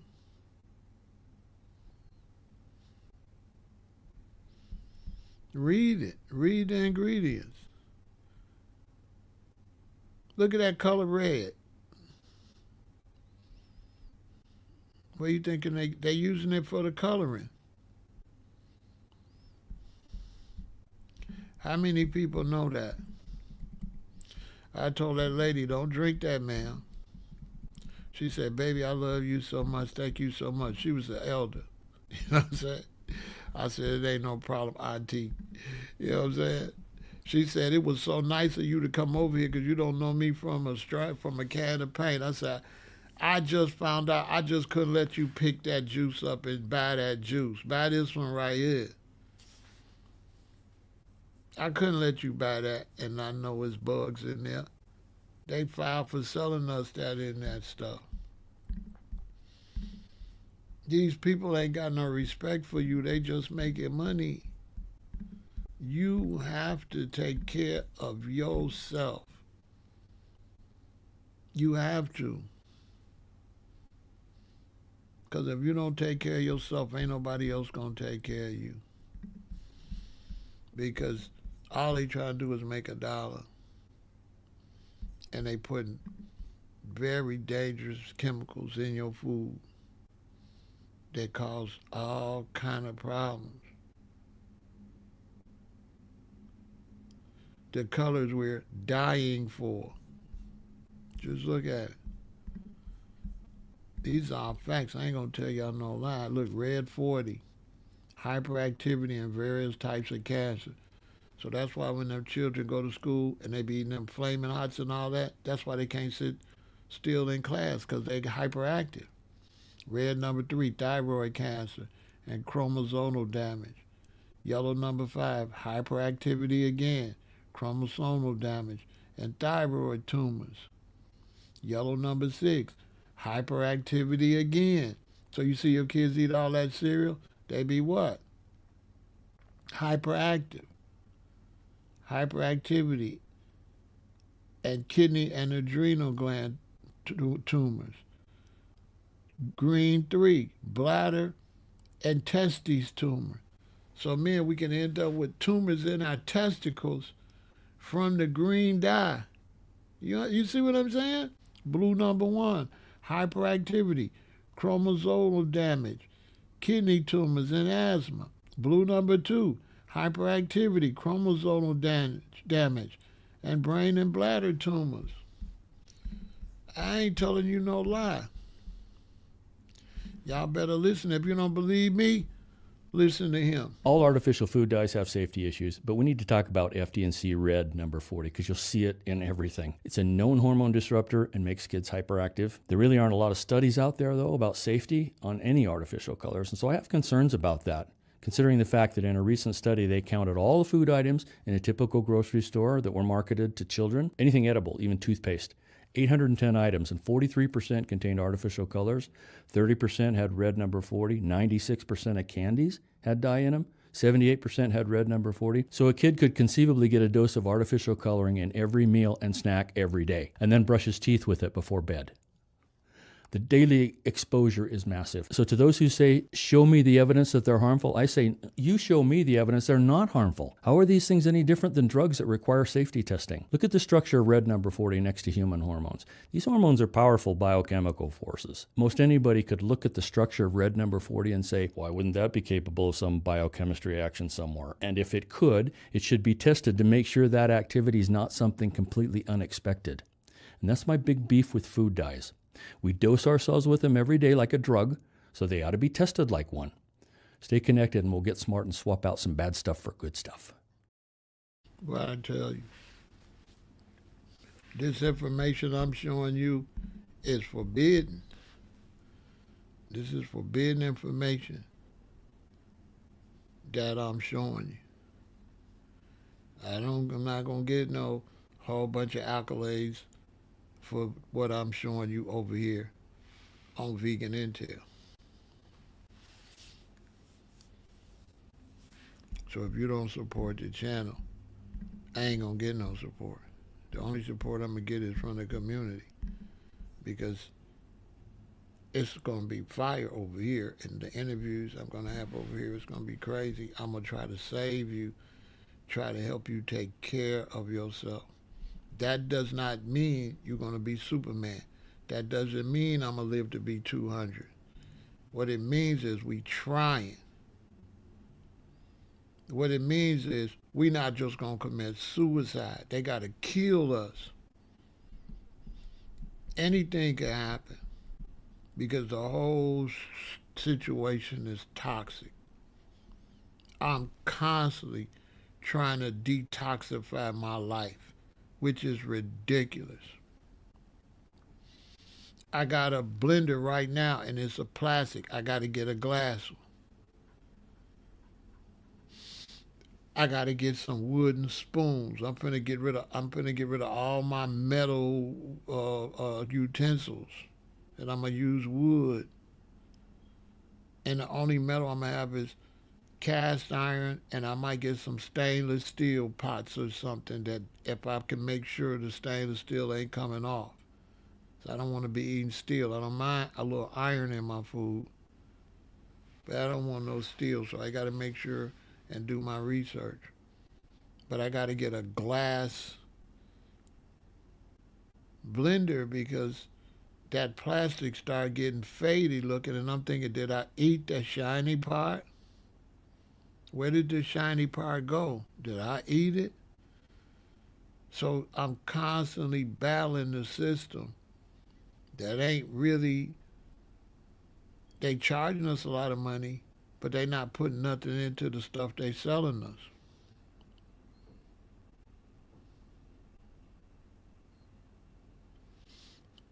Jupiter, you did a great job. Jupiter said when his wife was pregnant with their first child, he was visiting to ensure she wasn't eating anything with any dyes. You did a great job.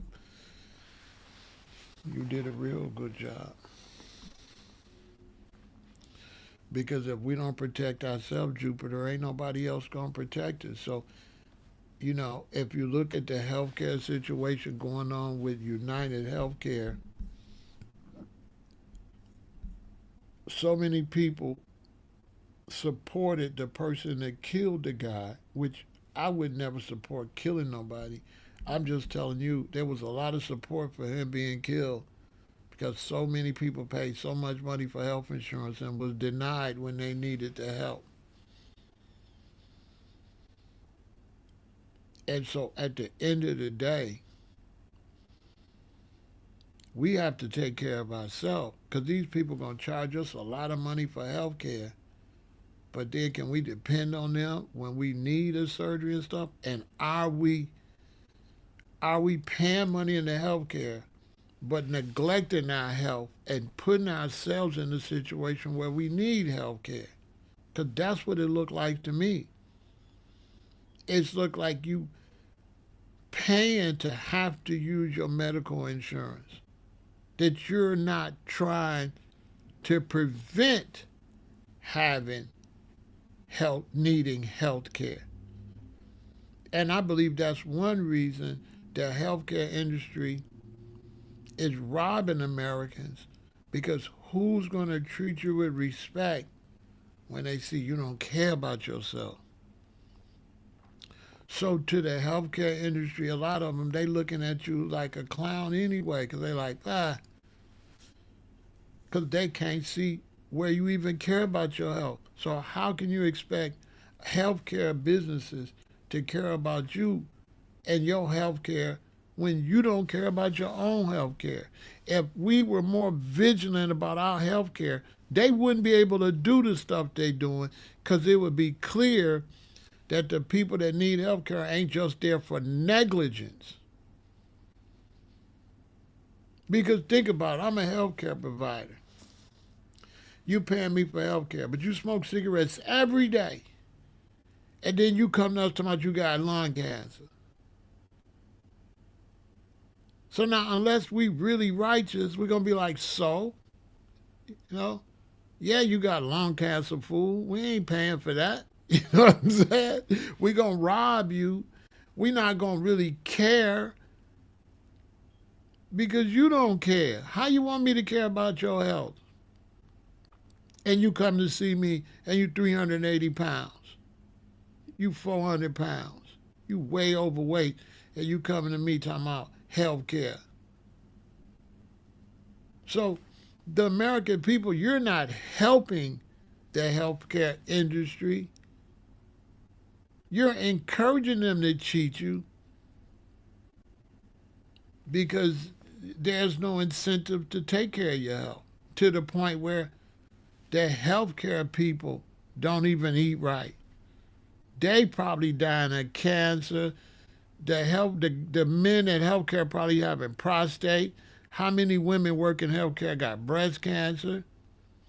How many people work in the healthcare industry that's overweight? Where's those statistics? They ain't gonna show you those statistics. Like I told y'all, I went to the doctor when I was 62 because it was 6'2s involved, right? In that day. And I just wanted to see. And the nurse came out and took my blood pressure and all that. But the big thing that showed me I was on the right page is when the doctor came. This was the doctor. I didn't show his face because I respect him, but I was just totally new. I'm on the right page because I cannot depend on this guy to keep me healthy. This was the doctor with a whole truck tire around his waist. He was short too.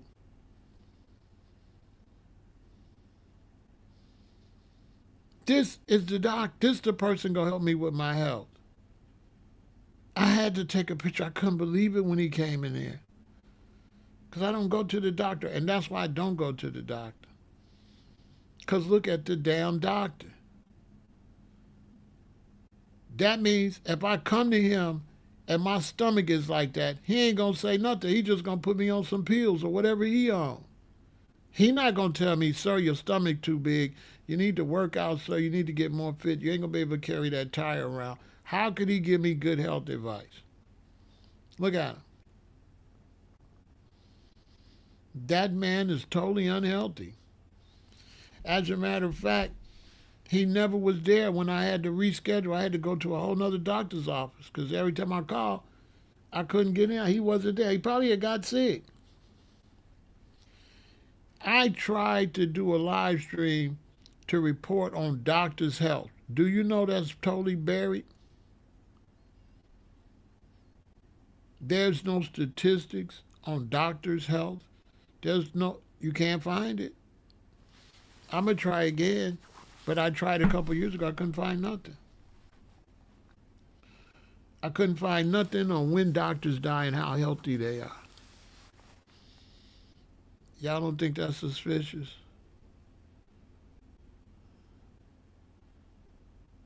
That we don't know how long doctors live and what health issues doctors have? How could you send it to somebody and we got no proof they even know how to take care of themselves?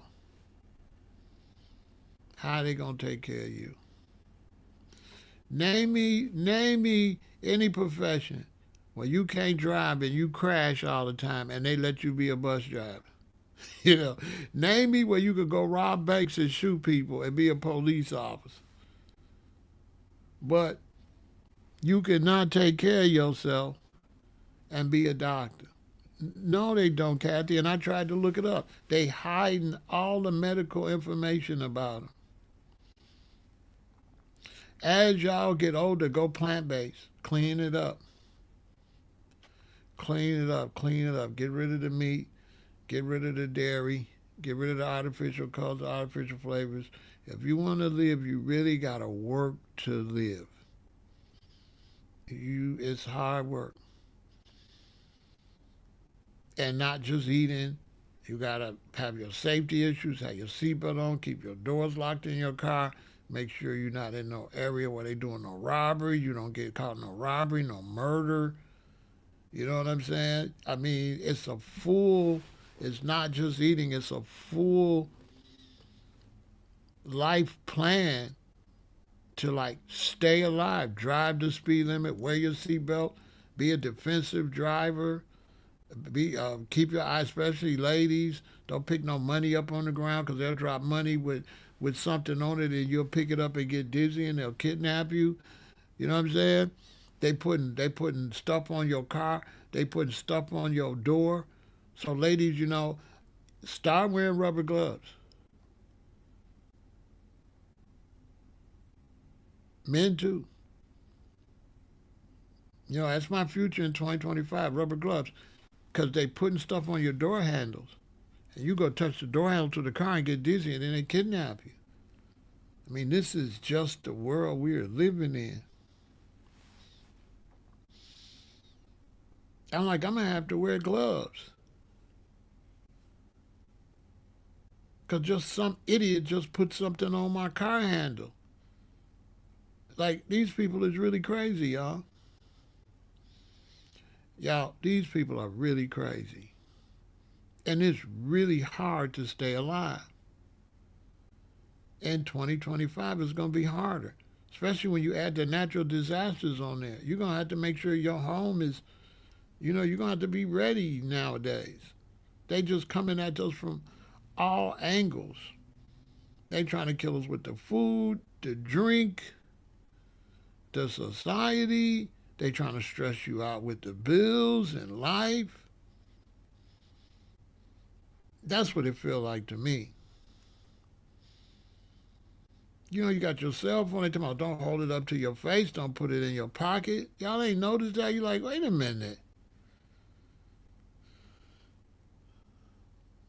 Then they got us sitting down too long, so they like set it in the sedentary lifestyle. You sitting down too long. You know what I mean? Y'all ain't noticed that? It's like they trying to. It's just like it's like the devil run the world. That's what it feel like. It don't feel godly because it's just too much. Some people just blowing it off and like, oh man, I can't worry about it. I got to live my life. And these the main people end up on the news. My father used to always tell me, he said, son, let me tell you something. Every time you pick up the newspaper or turn on news, there's somebody else on there. And he said, make sure you don't be on the news or be in the newspaper. And that was some hell of an advice. Because we always reading about somebody else's house caught on fire. Somebody else got killed. Somebody else got murdered. But it could easily be us. So I don't want to just tell you like eating right is just a magic wand for your life. No, you got to do all of that. But I will tell you, cleaning up the way you eat will change your whole life. It make you clean everything up. Because once you go plant-based, you don't want no drugs. You don't want nothing bad in your body. So it helps you fight drug abuse. It helps you fight alcoholism. Like, I don't drink like that. What's the point of me eating right and drinking every day against the roads of the river? I don't drink like that. I drink like every blue moon because my whole concept is health related. And eating right helping me exercise. Because you're like, well, it don't make no sense for me to eat right and sit around and be all lumpy and weak, right? So it kind of puts you in the mood. Once you start concentrating on how you eat, you have to work at it. Like, oh, is this pot's got forever chemicals? Let me get some cast iron. You constantly like making improvements. And once you get used to making these health improvements, it go outside the food. It start going into your, these eyelashes I'm gluing on, they say it's formaldehyde in here. It can make me blind. I'm going to stop gluing these eyelashes on my face. What's in this perfume? What's in this cologne? What's in this carpet in my house? What's up with these sheets? What's up with all this stuff? And when you start looking, you're like, oh, a lot of this shit is poison? Y'all got forever chemicals in my carpet. I got my grandbaby crawling on that carpet. You start seeing like, wait a minute. And you just become overall conscious and then you be in a fight to live. Like you have to fight to live, y'all. That's what I'm doing. I'm about to be 67 and I'm fighting to stay alive. It's not just a free for all that I'm going to stay alive, plant based or not. That don't mean nothing. I got to do the whole thing. Plant based ain't going to stop me from being in a robbery, getting killed in a robbery, or being in a bad car accident. I got to do the whole 9 yards.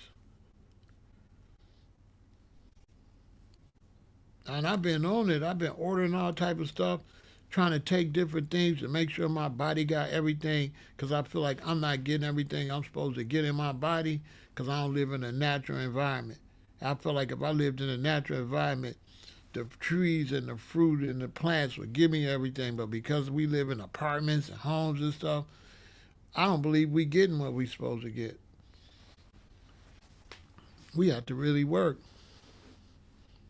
Look how many men got ED. Look how many relationships is messed up because men end up with ED. It's like an epidemic and nobody talk about it. That's because the food ain't no good. And we got to sit down too much. You driving a truck. You driving the bus. You sitting down, sitting down, sitting down. You ain't getting no exercise down there. Now you get on with your wife. She wonder what's wrong. Babe, I'm sitting down too much.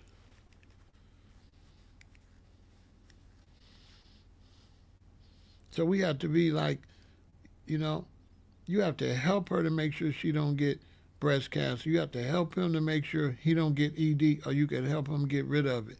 We're going to have to be more aware of helping each other. And if as adults, if we ain't aware of helping each other, then our children and our grandchildren ain't got a chance in hell. Because how you going to help them when you the adults and you ain't got it all together? You got stuff in the refrigerator. You know the baby don't need to be eaten. Putting the baby on the wrong page already. That stuff addicted. So now the baby, you done fed this baby all the junk. Now the baby 20-something fighting, trying to get off this stuff that we done raised them on poison, and then now they addicted to it. Not only do you be addicted, it becomes habitual. So the hardest thing about going plant-based is to get out of the habit. See what I'm saying? Because it messed my whole life up, because my whole social life was ruined because of growing dreadlocks and going vegan. Facts, I had to suffer. That's another reason a lot of people, if we get more people to do it, we'll have a better social life. But as long as eating right and taking care of yourself is rare, then people like me ain't got no social life. How? Who we gonna go hang around? Who we gonna go eat with? Who we gonna go party with when everybody's on negativity and they think it's fun? I gotta come to your house and there's a bunch of black people in there, y'all killing y'all so. And I gotta kind of play it off. Because you ain't looking at it like you killing yourself, but I'm looking at it like that. I'm looking at you for what you really do. When I come to your events, you is a maybe. So you're looking at me like maybe I'm eating right, maybe. But I'm looking at you, you're absolutely committing suicide. Absolutely. How am I supposed to enjoy a family event when the family is killing themselves? I'm watching you get sick. And I'm seeing you sick at the event. Like at the black events, you sick looking. You all fat, out of shape, sick, everything wrong with you. Go in any black person's house when you go to the bathroom, open the medicine cabinet and see all them pills in there. It's going to be full of pills. And they don't know what the hell them pills is. Somebody just told them to take them because they rather take them pills than to eat right. They'd rather go and let them people pimp them and sell them some pharmaceuticals because that's all they doing is pimping you. I remember when I got stabbed up and they gave me, and I came to Chicago in a wheelchair, and I had to go to the family doctor, and I went in there in the wheelchair, Dr. Petro came out and he said, did they give you any medicine? I was like, yeah, they gave me these pain pills. He said, let me see them. I gave him 2 bottles of pain pills.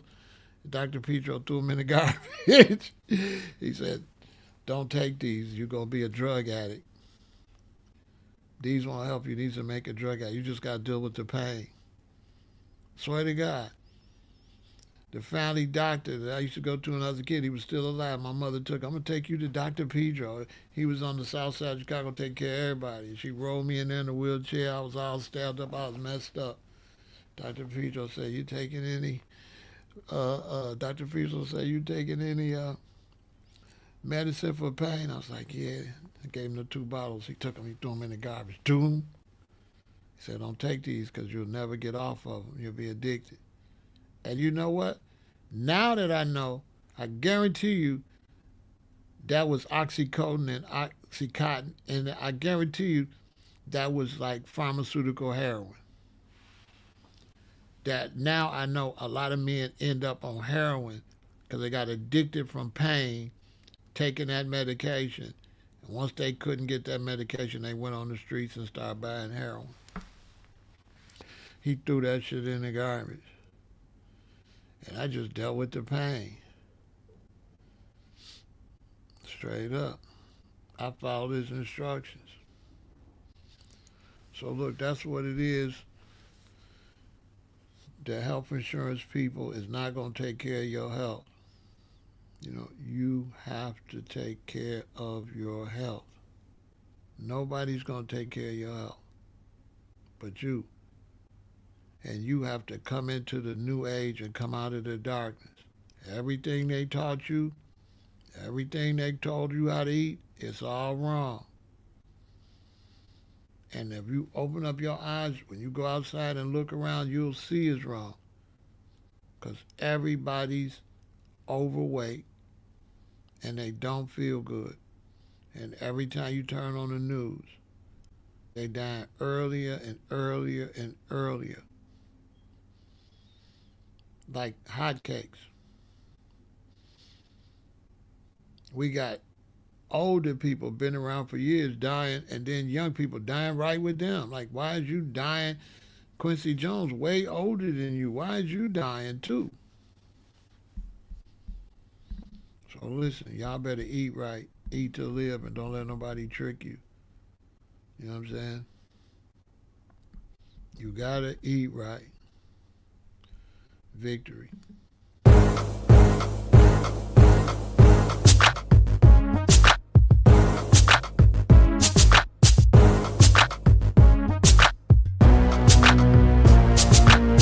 Have you ever considered becoming a vegan but didn't know what steps to take?